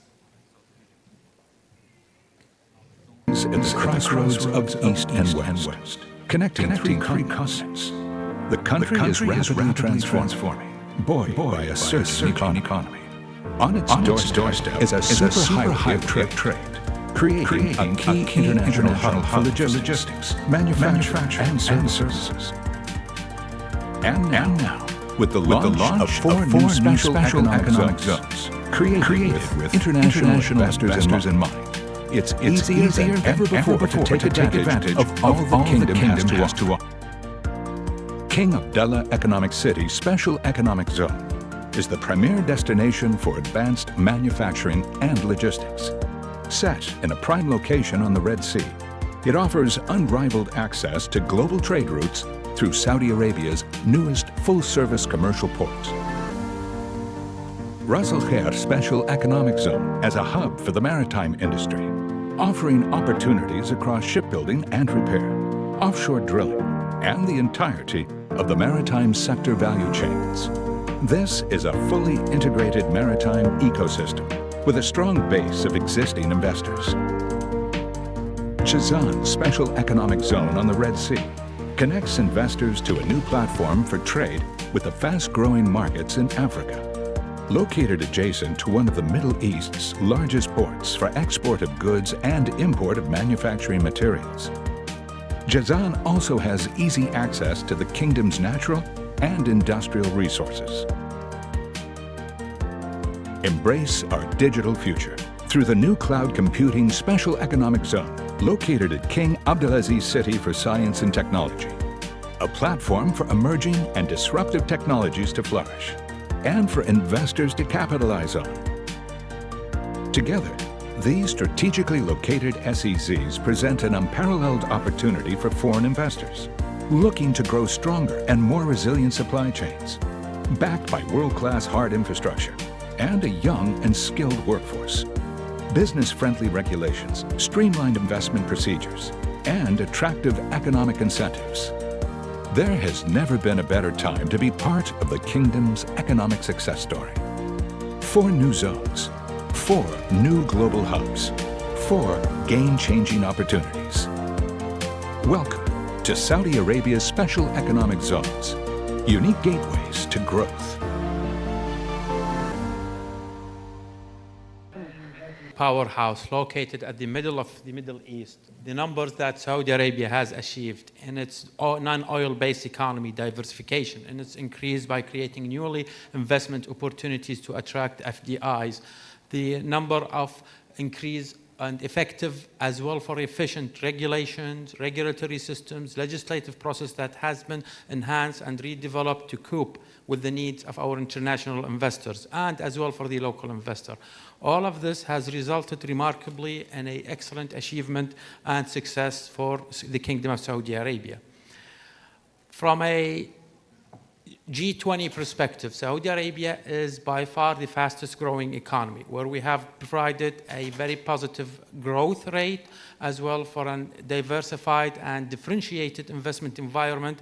All are associated with a highly stable financial system and regulatory policy for its fiscal policy as well.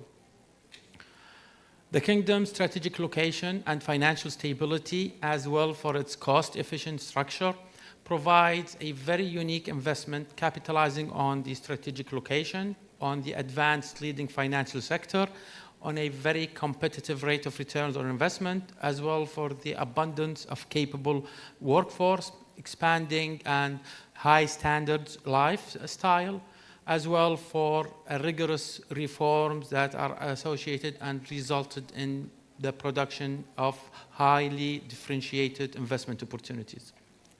We work closely with the Ministry of Investment under the leadership of His Excellency, the Minister Khalid Al-Falih, and to develop the framework as well for the incentive regulatory system. The Ministry, as part of supporting the robust investment community, has developed the appropriate legislative tools that allows us to react to market demand, investment demands when it comes into incentive development. As of late May 2023, Saudi Arabia has launched new 5 special economical zones. 2 of them are located at the west coast, 1 is at the east coast, and 2 at the middle region in the capital, Riyadh. The first special economical zone, and by far the largest, is King Abdullah Economical City, which is located at the west coast. The zone size is 60 square kilometers with the focus of automobile, consumer goods, ICT, pharmaceuticals, medtech, as well for logistics.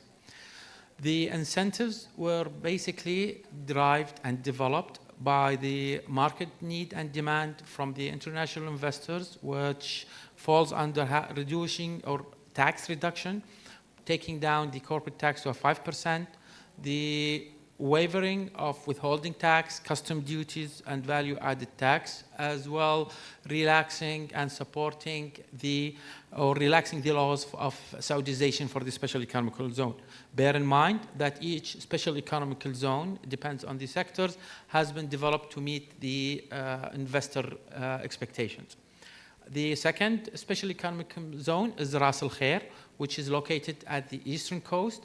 Ras Al Khair is a comprehensive and a fully integrated offshore cluster to supply an end-to-end maritime manufacturing services, which include shipbuilding as well for rig platforms building and covering both operations and maintenance for that.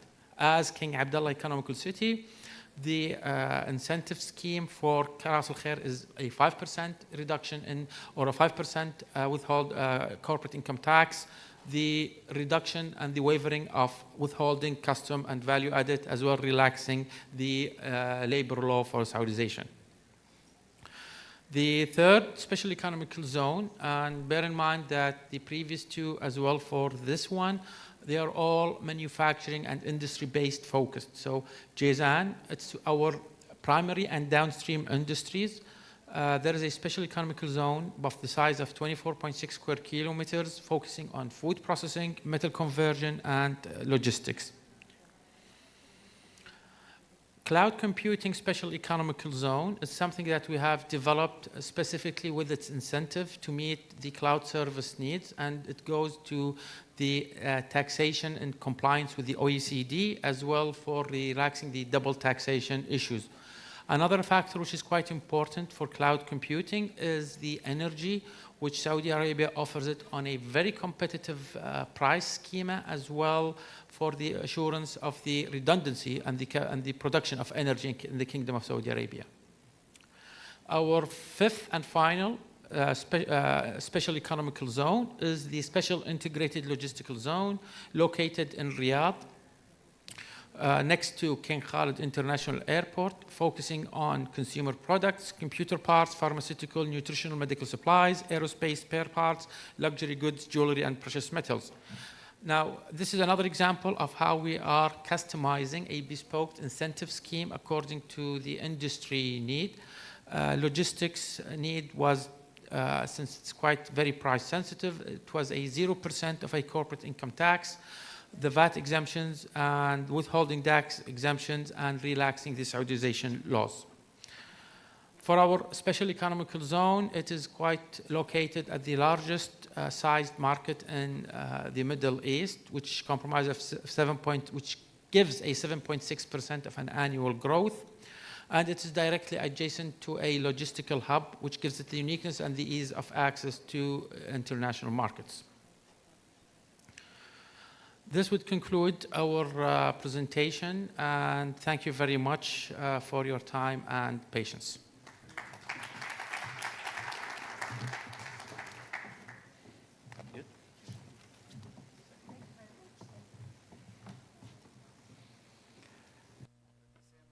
We would like to thank Mr. Majed Al-Taysin, and he will be back soon for the continuity of our agenda. We would like to inform the guests who are outside to please enter the theater, because we do have some empty seats available. Right now, we are going to start the panel on Expo 2030 Riyadh. We would like to invite Dr. Abdul Mohsen Alias, Royal Commission of Riyadh City.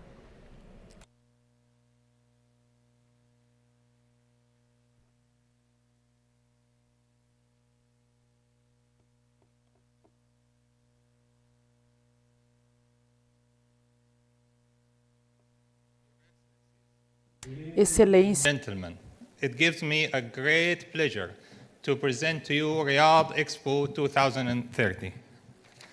Before I start, please, I would like to thank the Vice President of Brazil for his kind wishes for Riyadh to host the Riyadh Expo. Please join me in saluting him. I will not take any credit of that, since I am presenting after his kind announcement.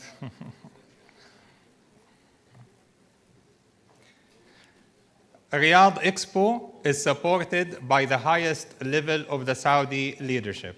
His Royal Highness, the Crown Prince, Prime Minister, and the Chairman of the Riyadh Expo 2030 Supreme Committee has committed to the Secretary General of the BIE, the international entity responsible for the World Expo, to work in partnership with every participating country to elevate and maximize their presence at the Riyadh Expo.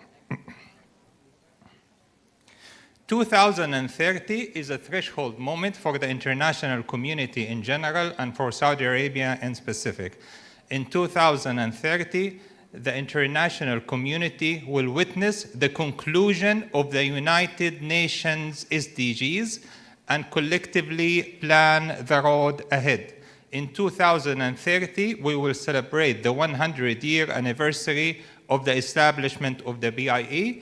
For Saudi Arabia, 2030, we will celebrate the achievement of a 14 years journey. We call it Saudi Vision 2030. Before we deep dive into the specifics of the Riyadh Expo project, let me start with the host country and the host city. Saudi Arabia is strategically located to connect Asia, Africa, and Europe. Historically, it's where the Islamic Empire has started, and today it leverages its position to enhance international trade and investment.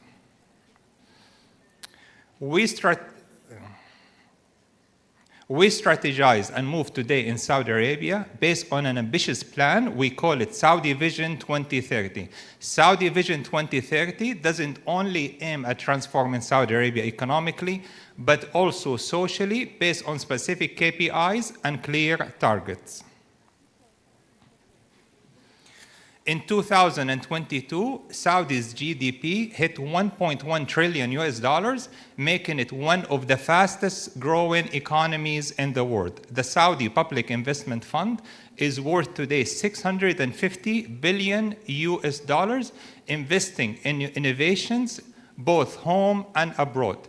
The Saudi Public Investment Fund is also investing in giga and mega projects, as I will be explaining later.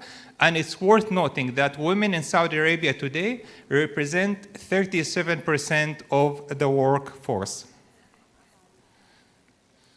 When it comes to Riyadh, we are a city on a fast pace towards realizing our future goal. Today, Riyadh City is the 46th largest city economy, and we're aiming for Riyadh City to be within the top 20 largest city economies by 2030. We have in Riyadh today 7.5 million people, and we're anticipating in Riyadh to have 12 plus million people by 2030. When it comes to the national GDP contribution, Riyadh contributes $249 billion, and we're anticipating for Riyadh to contribute $650 billion by 2030. I will pause for a second and present to you a short video, introductory video on Riyadh City. Riyadh, a remarkable capital, yet so much potential. However, maps can only set simple icons with a shadow, but they don't capture the depth of the heritage.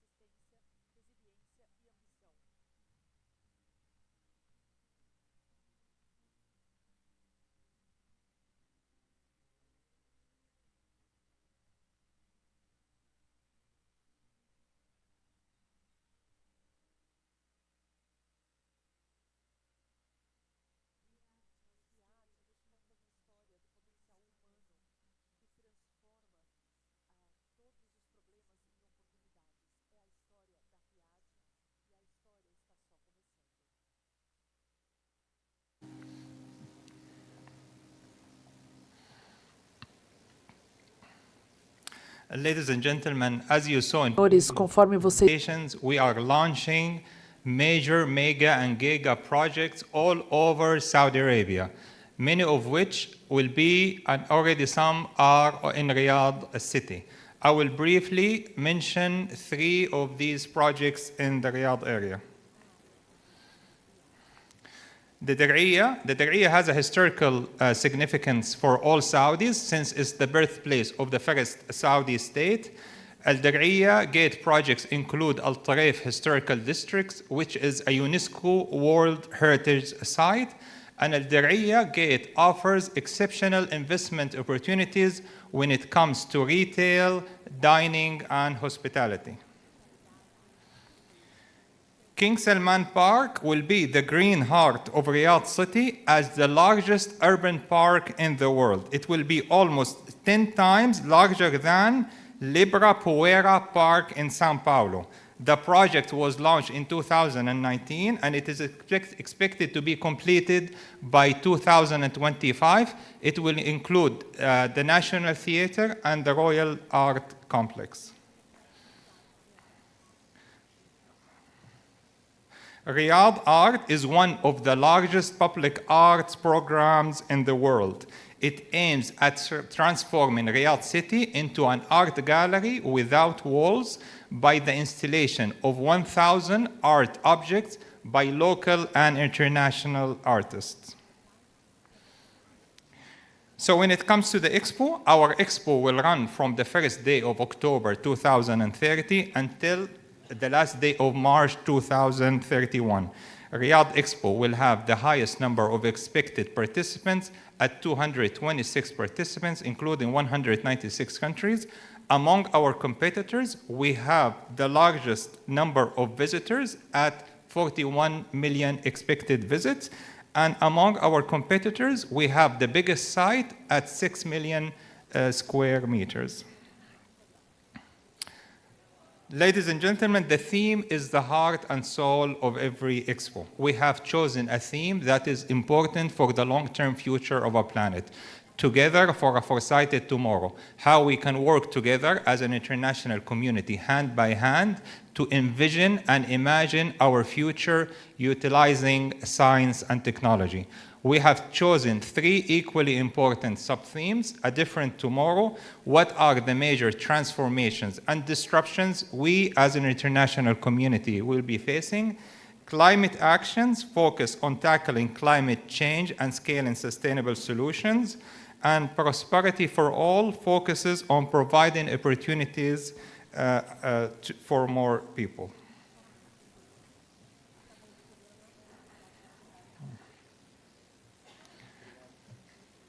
We are organizing the Riyadh Expo Master Plan based on 3 important principles. 1 country, 1 pavilion. So no matter how big or small the country is, each will have an address around the loop of the world. And then we have the North-South collaboration. So the loop of the world represent the equator going around the Earth. And countries' pavilions will be located flexibly based on their time zone or general longitude. So you will have countries from the north next to countries from the south. This is an important concept for Saudi Arabia because we have been playing a role and we want to continue to play that role of enhancing north-south collaboration. And then we have vibrant neighborhoods, so there will be many public spaces between the pavilions, and these areas will be utilized for P2P, G2G, food and cultural festivals in the expo. So for the first time in history, the expo will coincide with the holy month of Ramadan. It will also coincide with the Christmas and the Chinese New Year. And this, again, is an important subject for Saudi Arabia because we want to encourage dialogue between different cultures and backgrounds. Saudi Arabia's socio-economic transformation under Vision 2030 is unleashing great investment opportunities, and we are committed under the Riyadh Expo to create platforms and events to encourage and to facilitate investments. When it comes to sustainability, it is an issue we take with no short turns are allowed. And the Saudi Green Initiative was mentioned earlier by His Excellency, the Saudi Minister of Investments. How is this being translated into the Riyadh Expo? It's based on the same mindset and philosophy. For the Riyadh Expo, we're planning to have it as the first mega project to go beyond net zero. We are hopeful at the conclusion for the international community's support for Saudi Arabia and for Riyadh to host the Expo in 2030. We are confident that we will take the Expo to the next level and for our Expo to have an everlasting impact. Thank you, ladies and gentlemen.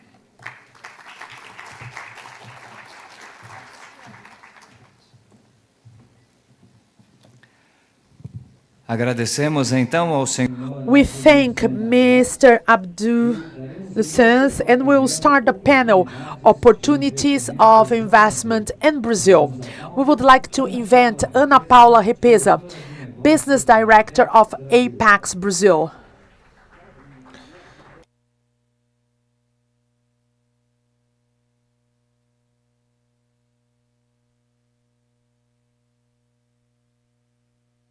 Good afternoon, everyone.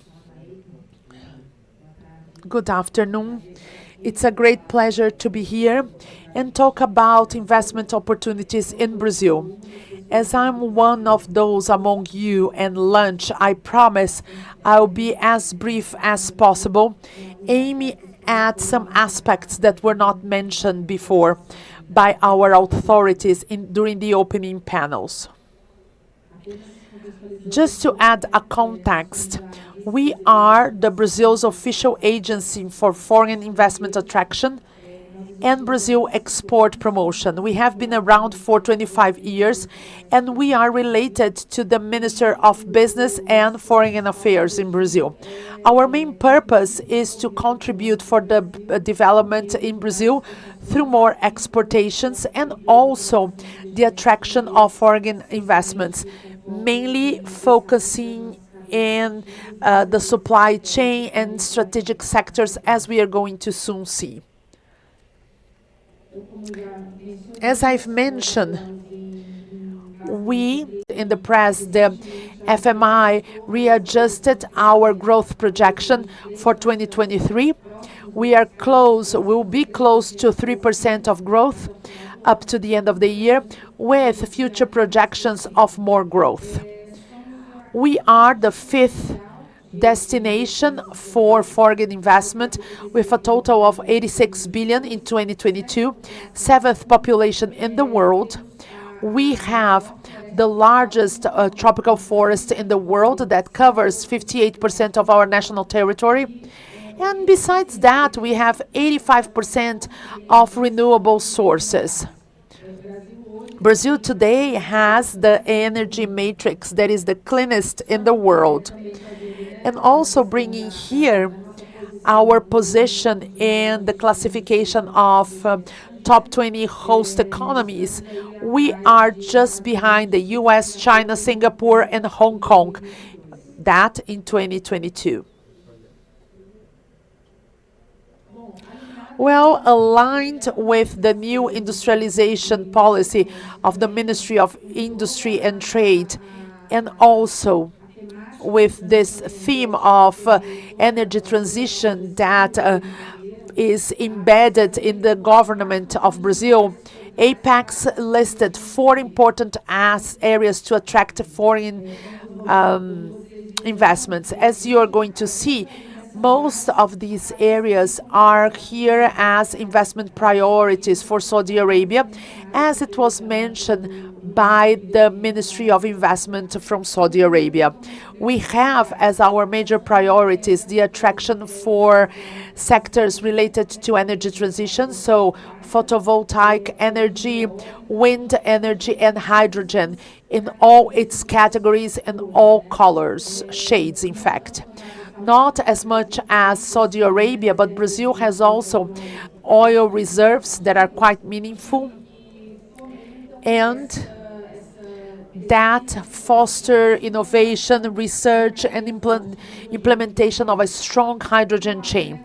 In relation to agribusiness, and we mentioned that during the speech of Vice President Mr. Geraldo Alckmin, we have a potential for fertilizers, biofuel, machines, and food and beverages, processed food, keeping in mind that Brazil is a country with a huge potential for consumption. Our level of unemployment has been reduced.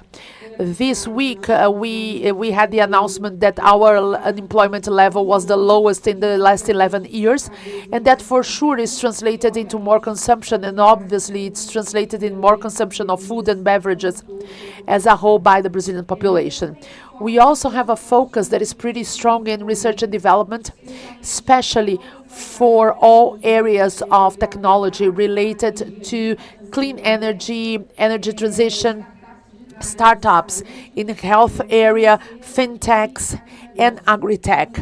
So that is an entire ecosystem here in Brazil for startups, and also for the generation of new business. As we are going to see, we have a very important number of unicorns. We are the country that has more unicorns in Latin America, and that shows a great potential of growth in such segment. And in relation to infrastructure, as it was mentioned by the Vice President, Mr. Geraldo Alckmin, we are going to have the announcement of our new plan to speed up growth. And we are going to have infrastructure constructions that are going to be priority for the government. Ports, railways, sanitation, and also smart cities. Also mentioned as priorities for the Saudi Arabia government, as said before. Here we have the potential of Brazil as an investment destination for renewable energy. Brazil is the country that receives the most investment for renewable energies, and we call that, and some people who study the subject, power shore. Countries are investing in Brazil to assure access to clean energy sources and reduce the carbon footprint in the supply chain. And a very important point in relation to hydrogen. Here we have a graph that shows the current consumption of hydrogen in the world and what we foresee for 2050. As you can see, up to 2050, the forecast is that the consumption of hydrogen will grow fivefold, and Brazil has the condition to supply hydrogen to the world, confirming this potential as a pretty profitable investment. And to face this potential and serve the demand, recently we had the Brazilian plan of hydrogen. That's a picture that compares in major pillars Brazil with Argentina, Chile, Colombia, and Uruguay in relation to different aspects in the generation and distribution of green hydrogen. We have regulatory affairs that in our case are well addressed or better addressed than our neighbors, making access easier in this segment. In relation to agribusiness, this table shows how Brazil is competitive, not only in relation of being the largest world producer, but also the largest exporters in different things. We have soy, coffee, orange juice, sugar, poultry, beef. This position is due to R&D, research and new technologies in the sectors, allowing us to have more production in relation to crop, larger production without deforestation. In relation to proteins, we have the entire generation in a more productive way, considering animal feed and the livestock strategy and everything. Brazil is a potence for that, and it needs investment because the scale will grow and more resources are necessary for this segment. About unicorns, as I've mentioned before, we have currently 30 unicorns that, besides the entire ecosystem of innovation and technology that we have available here in Brazil, the fact that Brazil is a major domestic market and a very important consumption market, for these unicorns to have appeared and managed to grow and escalate, because in fact they had an internal market that was quite demanding in order to test products and solutions before becoming international and receive international investment. So this is truly a country that is has a large number of unicorns. And regarding infrastructure projects, like I mentioned before, I'm not going to cover all projects in detail, but we do have a set of projects that will be part of this new PAC that will be announced in the coming weeks. As you can see, we have projects related to airports, ports, highways, railways, hydric infrastructure, projects connected to the environment, mining, agriculture, and supplies, and some subnational products, some state-based projects that also require this type of infrastructure. So it is a very broad portfolio of projects in a country that has a history, or that starts to present a history of tax and budget stability, that the tax reform that is currently being discussed in Congress shows us that the macroeconomic foundations of Brazil tend to be much more solid and stable in the coming years. Since these are long-term projects, it is obvious that we need to have this perspective for the Brazilian economy in the long term to ensure the profitability of these projects. So we have all these opportunities, and how can APEX work in order to facilitate the opportunities for international investors? We have pretty much 6 different lines of work that allow for international investors to access these opportunities in the Brazilian market. Let's remember that Brazil is a large country, and obviously investments, they do happen at a subnational level, either at the state or municipal levels. So it is important to have a federal entity coordinating these opportunities together with states and municipalities, so the decision-making process for investors and the investment itself can take place in the best possible way. So with work with providing market and industry information, we follow the whole decision-making process behind the investment.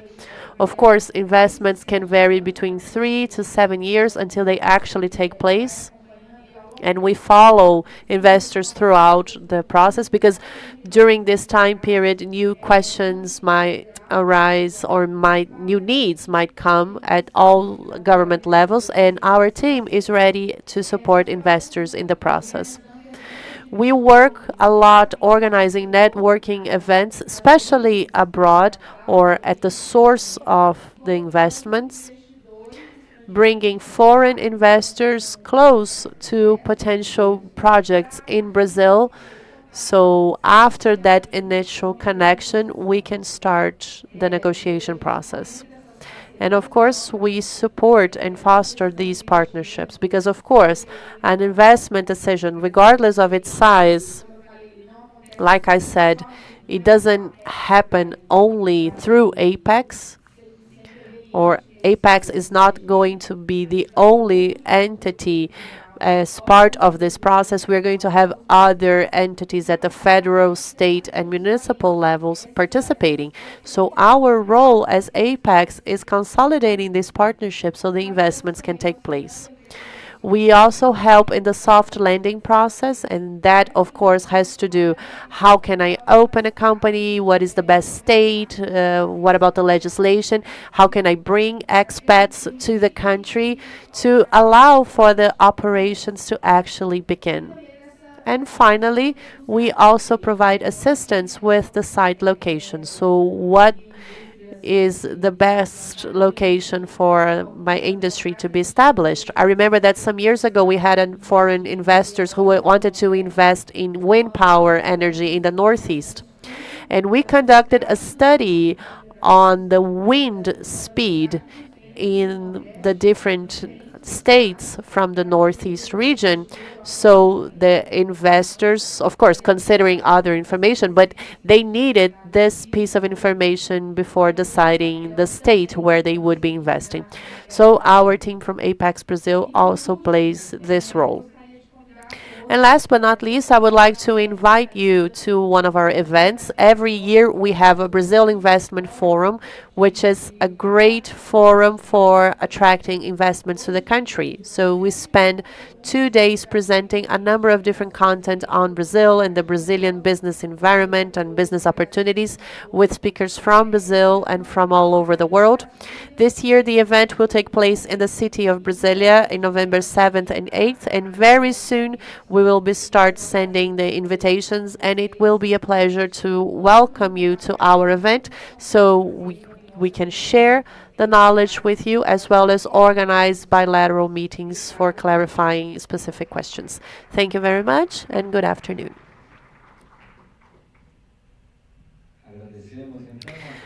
We would like to say thank you to Ms. Ana Paula Repesa, and now continuing with our agenda, we are going to start a panel on the investment landscape in the state of São Paulo.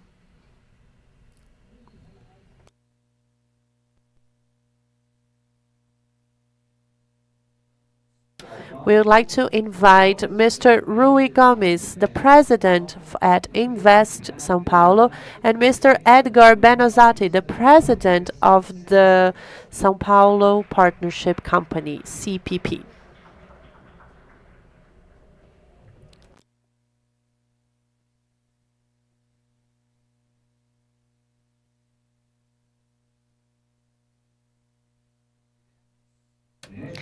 Right now, we are going to hear by Mr. Edgar Benozati, the president of the São Paulo Company for Partnerships, CPP. Good afternoon, ladies and gentlemen. Thank you for staying with us. I will try to be as brief as possible. I know we are a little bit late. As our governor previously mentioned, the project pipeline in the state of São Paulo is quite robust. We have almost 30 projects between public and private partnerships, concession projects being structured by our company. And I will highlight some of the main projects to introduce to you because of time constraints. But nevertheless, I would like to invite you to learn more about our pipeline. And please know we have open doors to establish a communication. Having open doors to communicate with the markets is essential, not just because it sounds good in an event like this, but because we truly believe that this makes our projects better and more resilient. So, first on urban mobility. I don't know if I have a clicker or if someone is changing the slides for me. Next slide, please. So, speaking of urban mobility first, we have a project called Intercity Trains. That's much easier.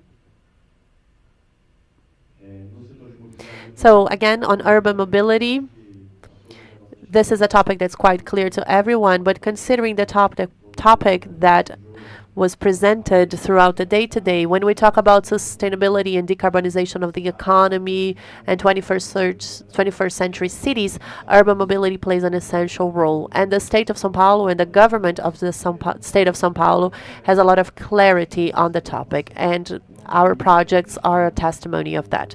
So here we have the ICT North section train between the cities of São Paulo and Campinas. This will be the first medium speed train operating in Brazil, and it will connect São Paulo with the metropolitan area of Campinas and Jundiaí, offering 3 options: an express service, another service serving 17 stations, and a mobility with Line 7 in the São Paulo train system.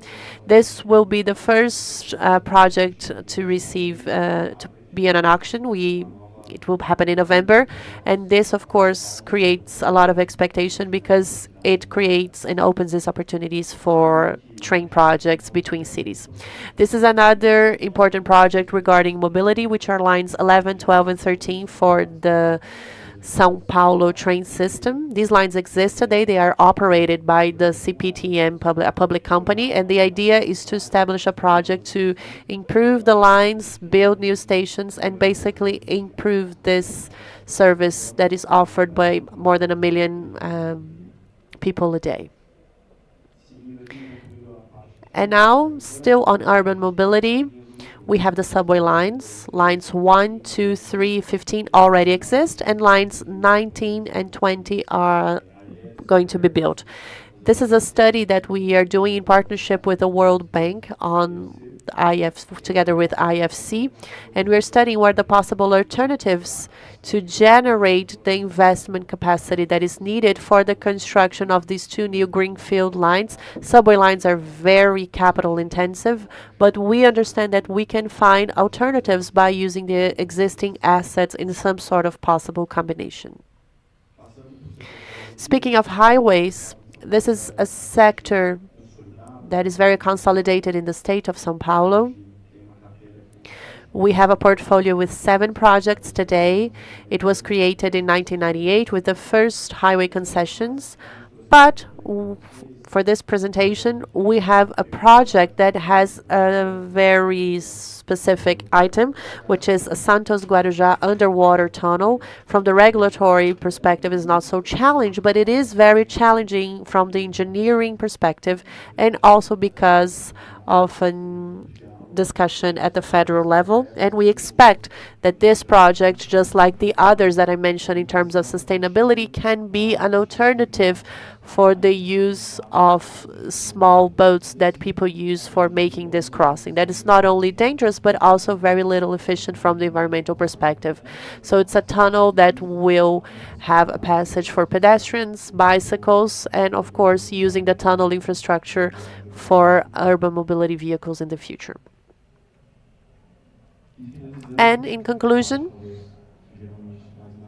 something that brings more attention, we have water, energy, and sanitation.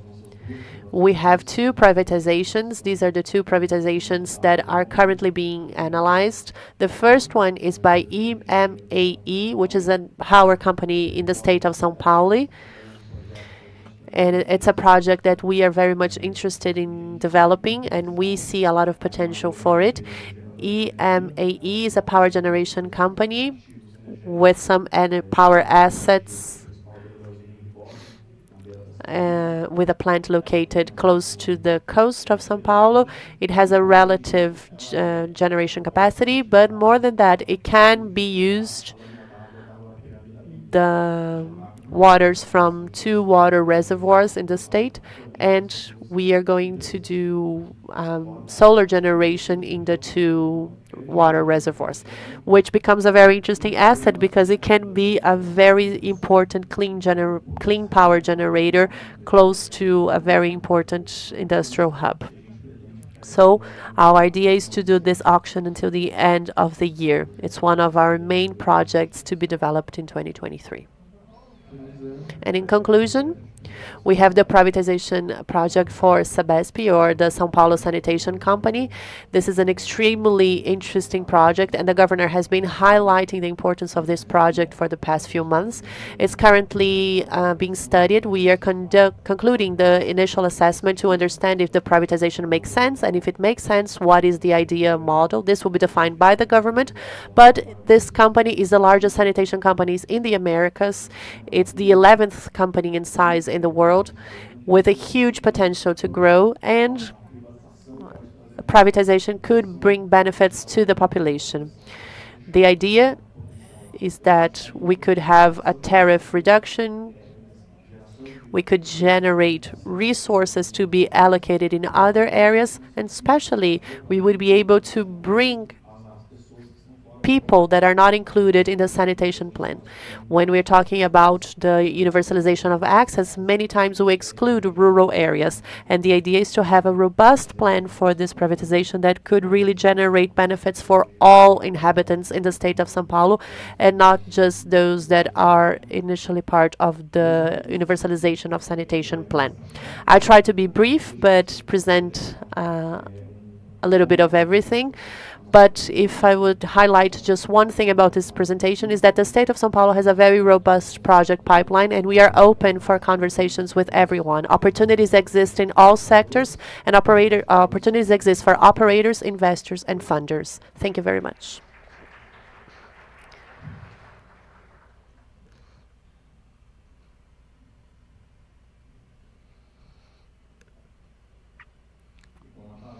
And now we'd like to give the floor to Rui Gomes, the president of Invest SP.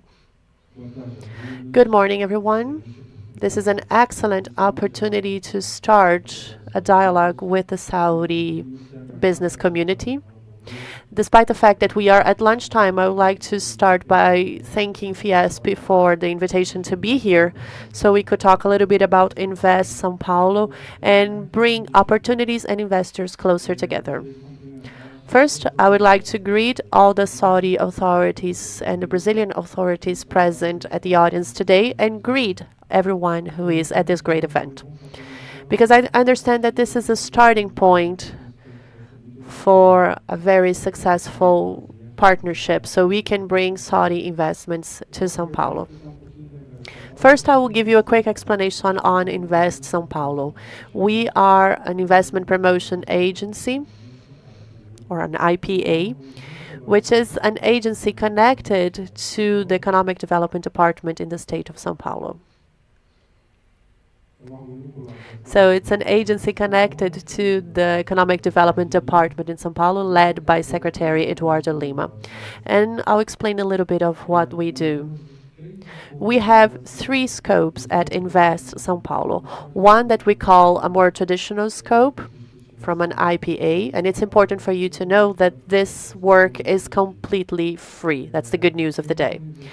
Every time an investor identifies a project in the state of São Paulo, Invest São Paulo, our agency, through an engagement term, we can sign this with investors, and we have a team of experts in different sectors to establish this initial communication with investors so they can mature their investment decision.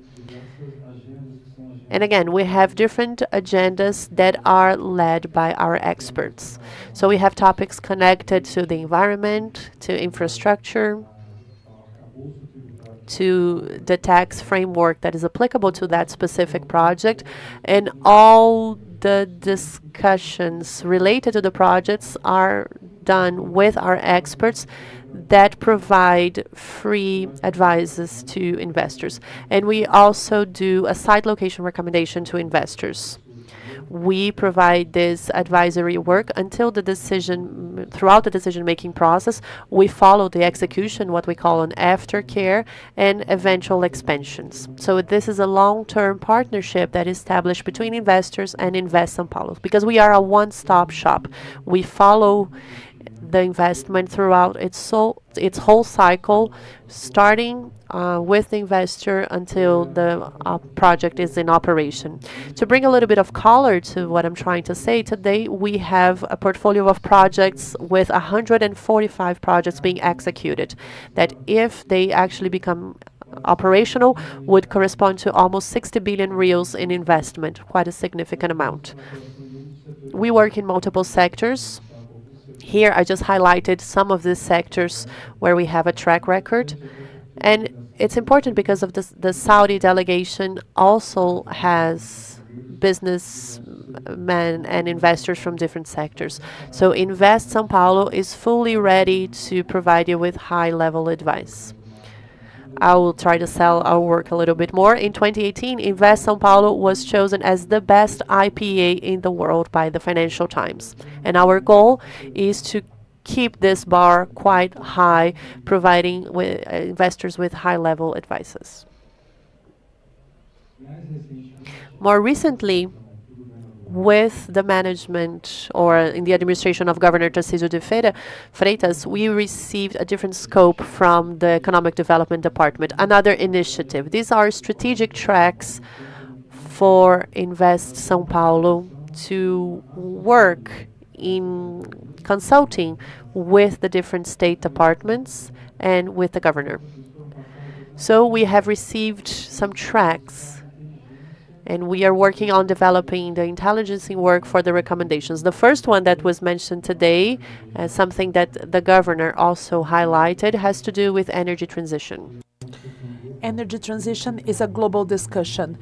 Governor mentioned that in São Paulo we have a project that is quite promising, showing feasibility to convert or transform ethanol into hydrogen. So hydrogen with the logic of exportation and also the logic to feed the São Paulo industry. We are evaluating how São Paulo will be the protagonist of the country when attracting investments.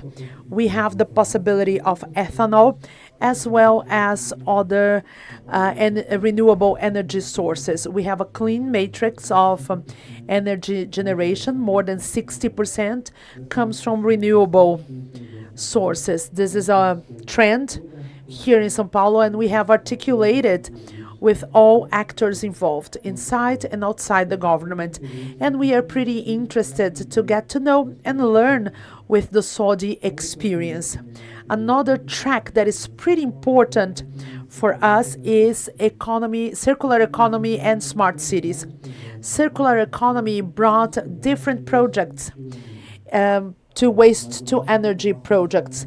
Our ambition goes further than that. We try to search for the major models that we could incorporate to São Paulo. I know two smart cities that are references, one in Abu Dhabi, the other in Singapore. So we are trying to get to know these models so we can replicate winning ideas here in São Paulo. 5G and the expansion of 5G in the rural area of the state of São Paulo, it's uneven, and we have to be the advocates of the antenna spreading process. This track talks to connectivity and also smart cities. The last track is the most challenging one, the semiconductors. São Paulo, well, that's a discussion that includes the entire world. It's a very important issue in geopolitics. But we capture, at least we try to capture one link of the supply chain. And we want to have a solar energy that is clean and sustainable. Very important in this global world searching for sustainability. We have larger demand for solar panels. That's the initial step for you to evolve to the technology of semiconductors. The last scope is the market sounding and road shows for two departments of the state of São Paulo. Environment, logistics, and PPI. We articulate with stakeholders, operators, private customers, law firms, financial market, so we can search for dialogues to build robust projects that are attractive to the private player. As it was mentioned and also mentioned by the governor, we have 17 projects with investments that totalize 200 million reais. Mentioning here, Invest São Paulo is present all over the world. We have here in Shanghai, our Asia hub, Munich, our office, the Europe hub, Dubai, that serves the entire Middle East. And these offices are for the internationalization of the city of São Paulo, the state of São Paulo, and match the state of São Paulo and the markets where we are. I'm going to take the advantage to, that's a QR code that has further information about Invest São Paulo. If you want to get to know, we have an entire team from Invest São Paulo, and my representative that is located in Dubai and serves the entire Middle East and Saudi Arabia needs. You can get further information through this QR code.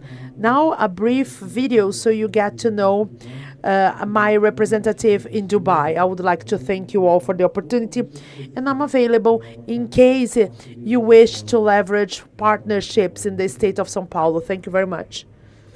Good morning, distinguished guests. My name is Sylvia Pearson, and I have the honor of representing the Invest São Paulo Middle Eastern office. Our objective is to establish and maintain seamless trade investment channels between our state of São Paulo and the Middle East, with a specific emphasis on our valued partnership with Saudi Arabia. I stand here today to assure our commitment to being your dependable local support system concerning all your endeavors involving São Paulo State.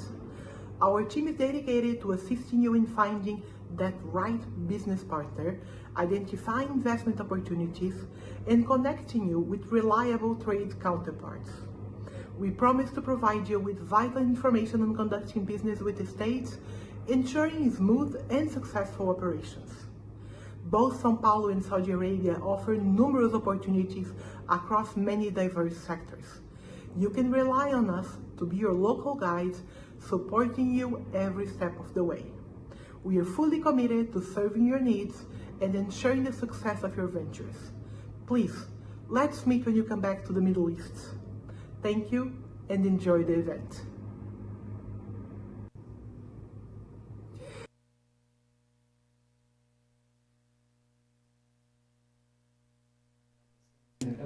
We would like to thank the participation of Rui Gomes and Edgar Benorzait, and please take your seats.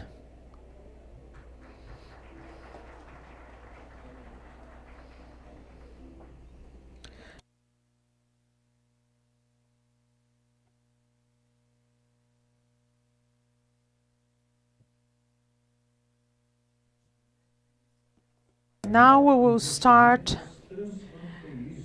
the panel Cross-Border Investments for the Saudi Arabia and Brazilian companies.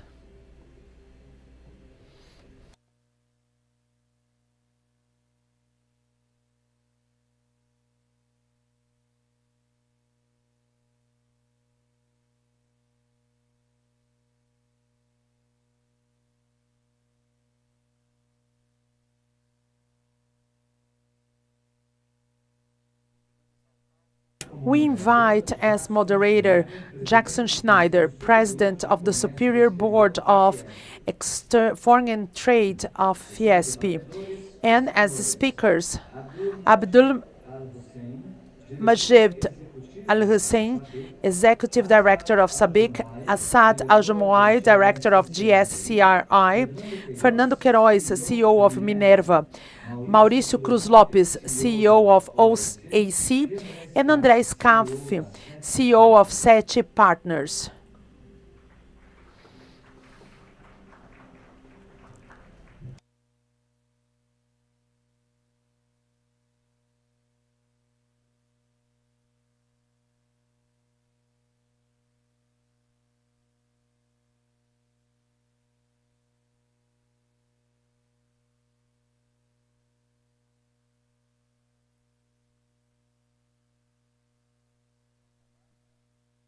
Now, the floor is yours, Mr. Jackson Schneider.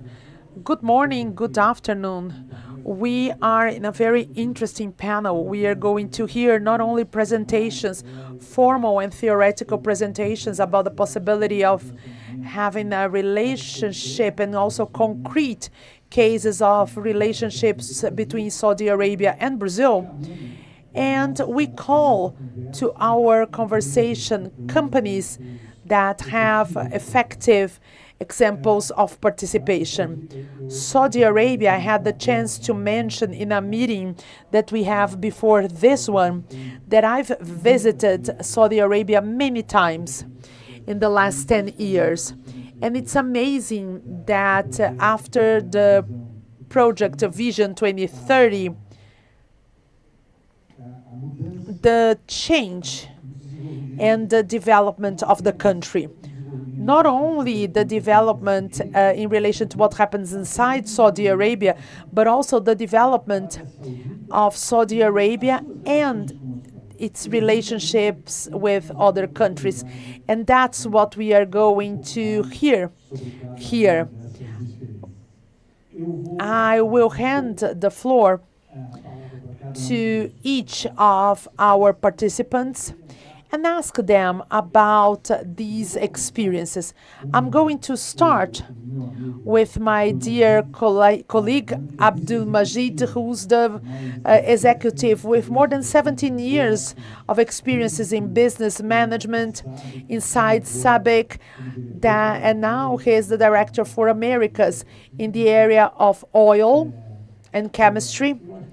And we would like to hear from you about SABIC, and if you could explain a little bit to the Brazilian audience who's here, and also who are listening to us through the broadcast, what SABIC is and the importance of Brazil in the plans of the company. The floor is yours, sir.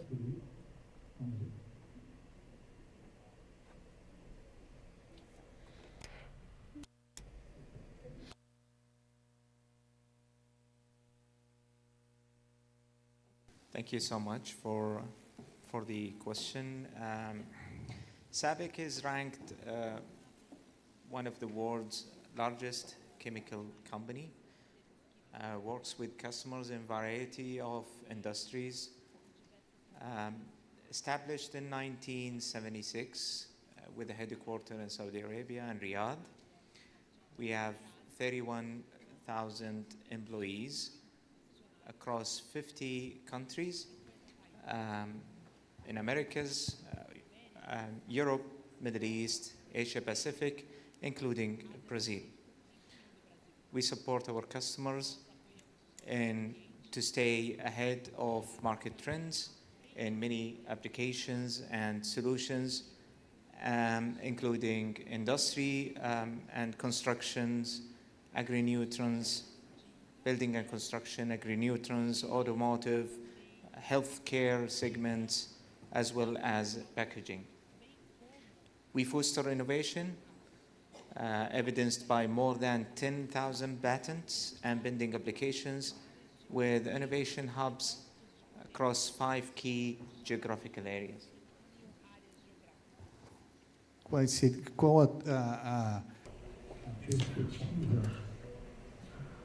What is the perspective of the relationship between Saudi Arabia and Brazil, and how SABIC can foster that? What is the expectations of SABIC in relation to this partnership, Brazil and Saudi Arabia? Brazil is a very important market for Saudi Arabia. We have been operating a plant 60 miles north of Sao Paulo in Campinas. We have since 2008, we have 175 employees. We produce compounding resin. That compounding resin go for a very important application in building and construction, in automotive, in appliances and electronics. These kind of industries are very prominent for Brazil market, as well as supporting Brazil with agri-nutrients business from import material from KSA. Very interesting.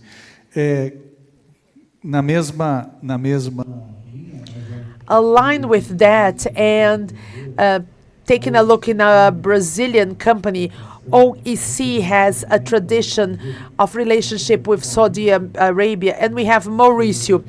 He's the CEO of the company, and he has a familiar relationship with Saudi Arabia. So what's your experience? What can you share with us about this experience with Saudi Arabia? Thank you for your question. I visited Saudi Arabia a month ago, a little bit more than a month ago, in set of meetings, including with SABIC. The results were amazing, excellent, in fact. And what I can share with you is the experience of new businesses with a new country. The company has, in its 79 years of history, great experience. We've been working with 38 other countries, and that is also a barrier to enter the country, a lot of bureaucracy, red tapes, and in Saudi Arabia, we found the opposite of that. It was easy to get to the country, show our interest in the areas we act in the infrastructure market, in order to understand how to open a company, how to build an office, hire people, and how to have the first strategic partnerships. Well, it was easy, and I was amazed by that. The country shows not only a leadership position in the region, in the sectors in which it acts, but also a leadership in relation to the attraction of new companies and businesses. We were flabbergasted in the positive sense, and we have some appointments with 3 companies besides the MISA for developing new businesses. And we also have an understanding that this is going to be quite productive and positive, mainly because my perception is that the culture, the Saudi culture, the Arabic culture is pretty close to the Brazilian culture, probably due to the presence throughout many decades of Saudi Arabians here. And the spirit of friendship that exists between the countries.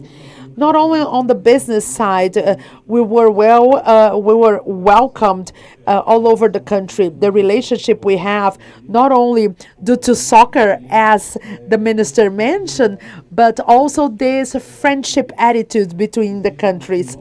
We have a major opportunity to Brazil and also Saudi Arabia to develop new businesses and new opportunities. Not only in what comes to our mind at first, the trade of commodities or even industrialized products. Well, that's what comes to our mind when we talk about commercial trade with trade opportunities with other countries. But we have many other things, not only engineering and construction, but also many other services, tourism, diverse services. The country is with its door open to Brazil, and we should deal not only welcoming them, but also having the chance to develop new business. In that sense of business opportunities and investments, we have Fernando Queiroz. He's from the Minerva Group, and he has a mature business in Saudi Arabia.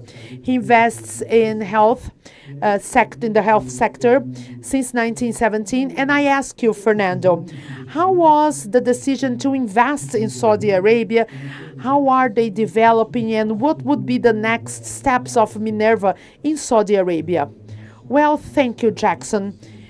We started our business in Saudi Arabia in 1997, always transactional, but in 2015, we had the chance to analyze for the first time an investment, a strategic investment, in fact, a joint strategic investment. And we had 2 essential points in this investment. The first one is the addition of natural resources that both countries have. Saudi Arabia is one of the major points. Its major point is oil, and Brazil, water. and that's what we can add to each other. Packing water in different ways through orange juice or a piece of chicken or beef. Well, and add to each other. In 2016, when we invested that, we had the chance to get to know Vision 2030. And this is an amazing plan about the ambitions that the Kingdom of Saudi Arabia has for 2030.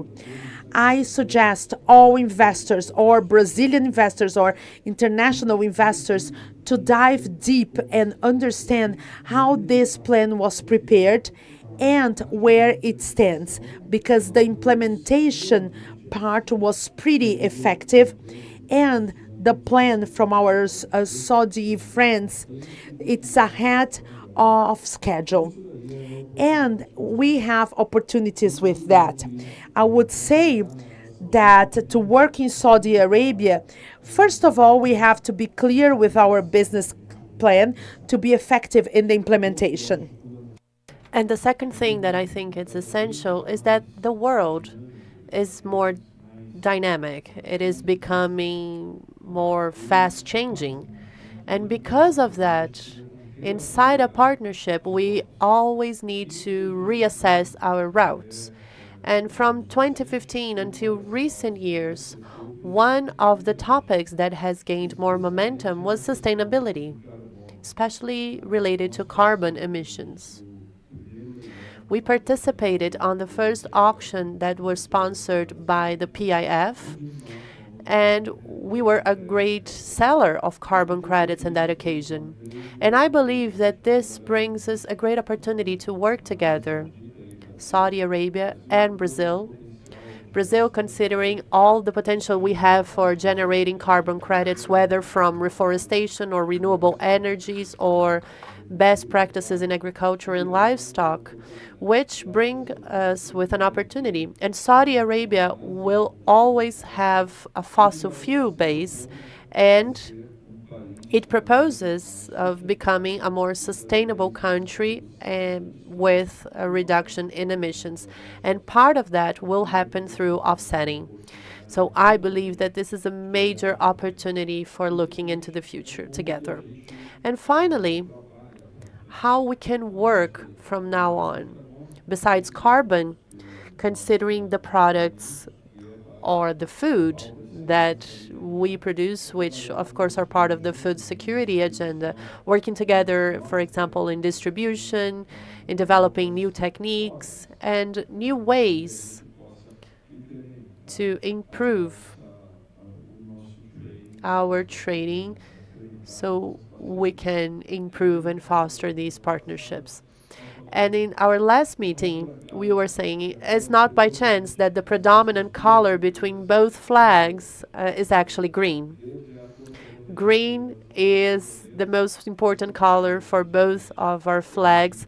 So, as Mauricio mentioned, definitely that creates a very strong sense of identity on our culture, on how we do business, on the importance of trust and transparency, which is, of course, the foundation for doing business in Saudi Arabia. Thank you, Fernando.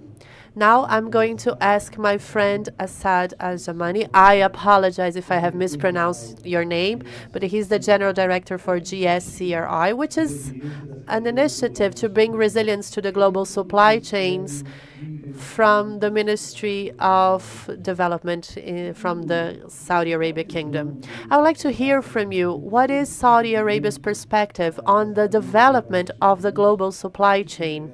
Because of course, this is a topic of interest in Brazil. We are exporters and we participate in some of these global supply chains ourselves.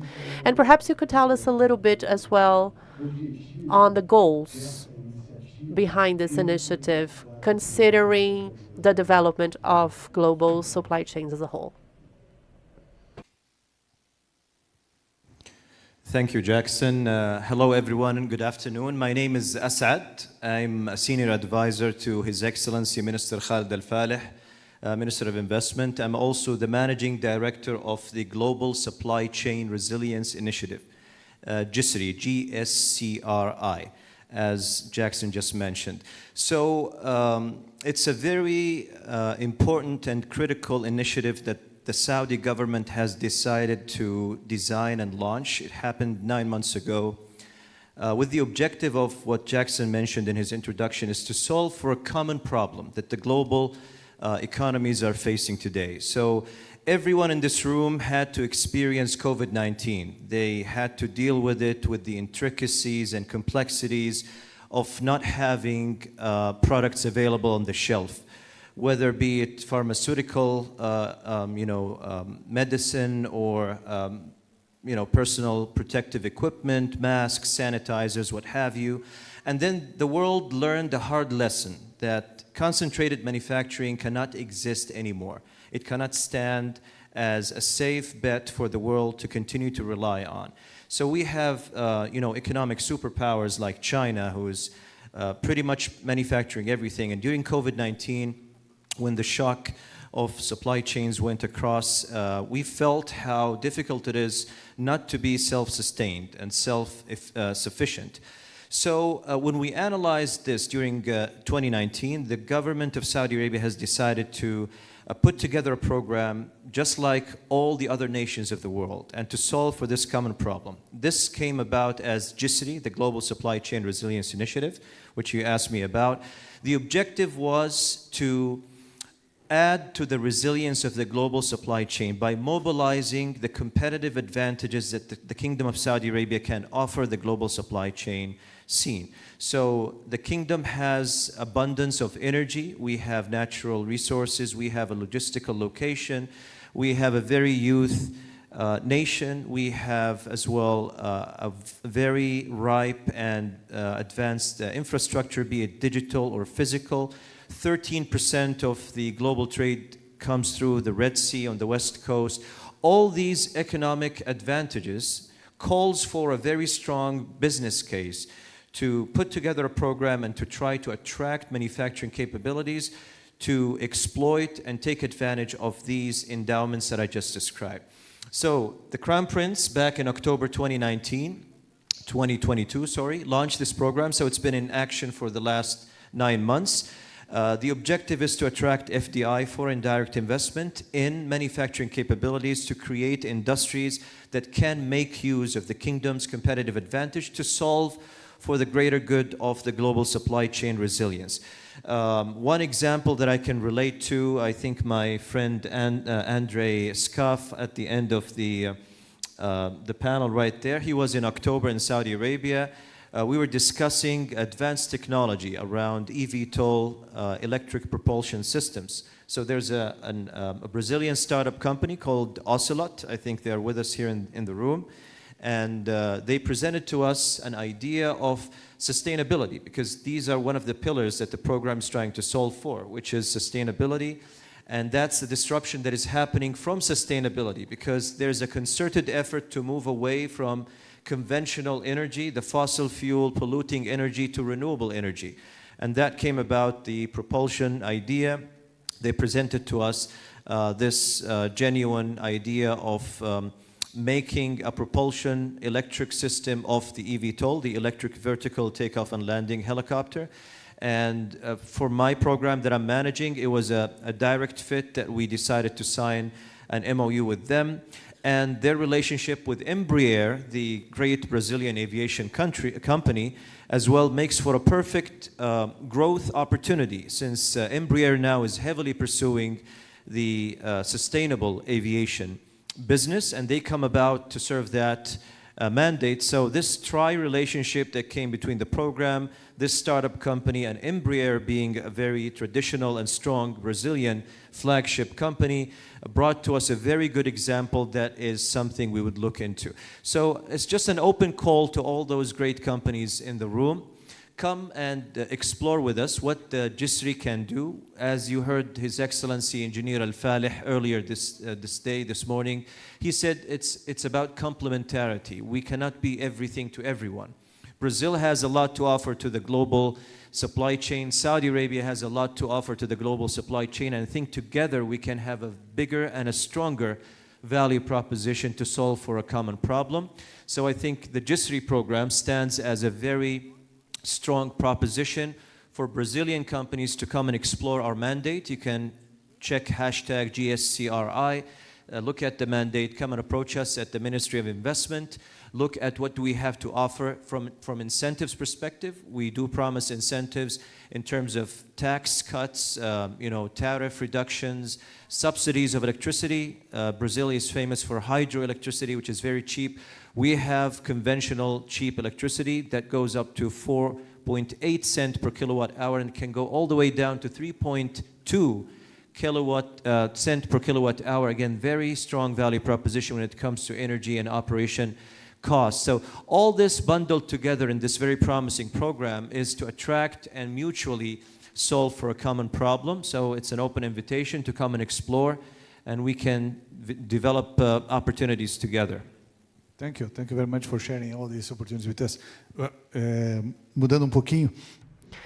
All right, switching gears a little bit back to Portuguese. Andre has a vast experience. I'm not going to ask you how many times you have been to Saudi Arabia. I'm sure they have been a lot of important visits in this journey of bringing both countries closer together and bringing investments from here to there and vice versa. And I think today, as CEO from Sete Partners, a company that coordinates this project, perhaps you could share a little bit with us about your experience and your perceptions on how the Saudi investments are welcomed here and how Brazilian investments are received there. Perhaps you could share a little bit of your experience. Well, thank you, Jackson, and good afternoon, everyone. I'm going to try to be brief because I believe we are at lunchtime and everybody is a little bit hungry. But Sete Partners is an advisory company. We have a very strong focus in the Chinese market and in the Middle East, especially Saudi Arabia. Speaking of China, we have almost 10 companies working directly with us. Some we are investors, we're partners in some of their operations. And for some years, we have established this relationship with Saudi Arabia. Saudi Arabia is a sea of opportunities. Many times when you arrive in a sea of opportunities like this, perhaps you don't have the experience to go fishing. How can I catch a fish in such a large ocean? And in Saudi Arabia, things are a little bit different. They are very prepared to assist you in that. We have a whole generation of young Saudi leaders that were trained in the best universities of the world. And they have bought the idea of transforming their countries. And we are experiencing just that, a country that will continue to lead and grow its leadership position in the Middle East and eventually become one of the main economies in the world. We saw that earlier on with the investment commitments of trillions of dollars in all sectors. So when we receive a mission or a delegation like this, a lot of people expect, oh, a bunch of rich people is coming to invest in my company. The cost of capital in Brazil is expensive. This is a unique opportunity. But for me, the great opportunity for me is the opposite. Brazilian companies being able to become international companies and perhaps start off in a country that has its doors open to do business with us. They provide us with all the incredible conditions: cheap credit, speed, no red tape. They help you find local partners. So all the elements are in place to make that happen. Fernando is here. We have known each other for a long time. And when I had the first conversations with the president of SALIC in Saudi Arabia, in Riyadh, and I asked, well, what about your experience? And he said, we love this experience of working with Minerva. It's a top success. We are studying new investments. And recently we saw the announcement of a new investment on BRF here in Brazil. So they want to be part of global companies, leaders in their sectors that can grow globally together with them. But at the same time, they are betting on creating a well-structured supply chain and bring technology for that. And like my friend Assad has said, he only forgot about one thing. The day that we talked, we said, okay, let's sign an MOU with an investment program of $40 million. That was 20 days of negotiation, and we had to create a business plan from scratch in order to support that. And it was not just our team that was working, or the Ocelot. MISA's team, there was a large team working with us. And we would talk at 3 a.m. and at Saudi Arabia, and he was there, and I was wondering, and they never sleep. So just like we recently had in an experience together with Mauricio and Hector, the president of Novonor and OEC, we had a very busy agenda of 4 or 5 days together. And since then, everything that we have planned is happening at a great speed. And we saw today that almost 25 MOUs were being signed. We had the happiness of having 16 or 17 of those MOUs participated or coming through our company, and Brazilians are eager to understand how to do that. Today and this morning, we had almost 750 people. This room accommodates 470. We had people in the 14th floor, and then outside, almost 70 people sitting and watching. So I believe that this is an important marriage, so to speak, for both economies. Brazilians, as mentioned before, we have a lot of similarities. I come from an Arabic family, so when I got there, people asked me, let's eat Arabic food. I said, no, this is what I eat at home, so problem solved. So I believe that companies need to be aware of that. They are very serious in what they do. They are truly committed to the work that they do, and they're ready to do it. And it's not easy to deliver a project because, again, we are talking about 2030. 2030, talking about investing trillions of dollars by 2030, you need the whole world supporting this country reach this vision. So if I can encourage you to do one thing, go and visit Saudi Arabia.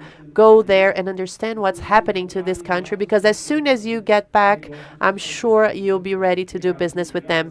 Thank you very much. Thank you, Assad, and thank you, all my fellow speakers, for your help, for working together, and thank you for being in Brazil, supporting us. Thank you, Andre, for your comments. And I think that somehow, if I were to summarize our discussion, everything that we've heard on stage today, all the comments were very positive in entering a new stage of development between Saudi Arabia and Brazil. Today we have a trade flow of $8 billion, and I'm certain that with not much, in 5 years, we can more than double that number. Because again, we have a number of different projects being established in order to integrate both economies. Not only Saudi investments in the country, but also Brazilian investments in Saudi Arabia. I just have 2 or 3 comments to conclude this. Because when we talk about Saudi Arabia, we talk about a local market of 40 million people. But if you think about the Gulf, the market is much larger. And we think about the halal market for some products, we're talking about trillions of dollars in market size. For the halal market, we have halal just for food. No, we have cosmetics. We have some pharmaceutical products for the halal market. So this is truly immense. In my previous experience working at Embraer, Saudi Arabia has an essential influence throughout the region, throughout the north of Africa, and this extended portion of the Gulf. So establishing a position in Saudi Arabia means that we'll be selling to Saudi Arabia and exporting to a market of hundreds of millions of consumers. So in conclusion, I would like to thank you all for being with us. Thank you, the audience, for staying with us. And once again, I would like to encourage you to know more Saudi Arabia, visit the country, and do business there. Thank you.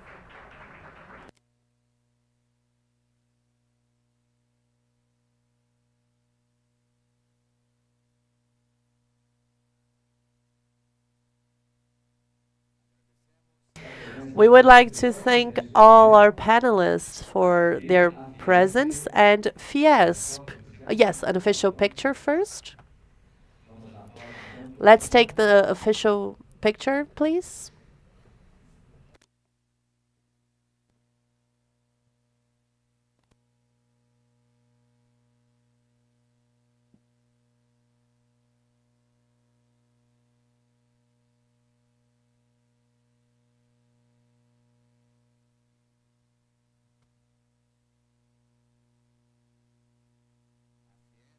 FIESP and the Ministry of Investments from Saudi Arabia would like to thank you all for your presence at the Saudi-Brazil Investment Forum.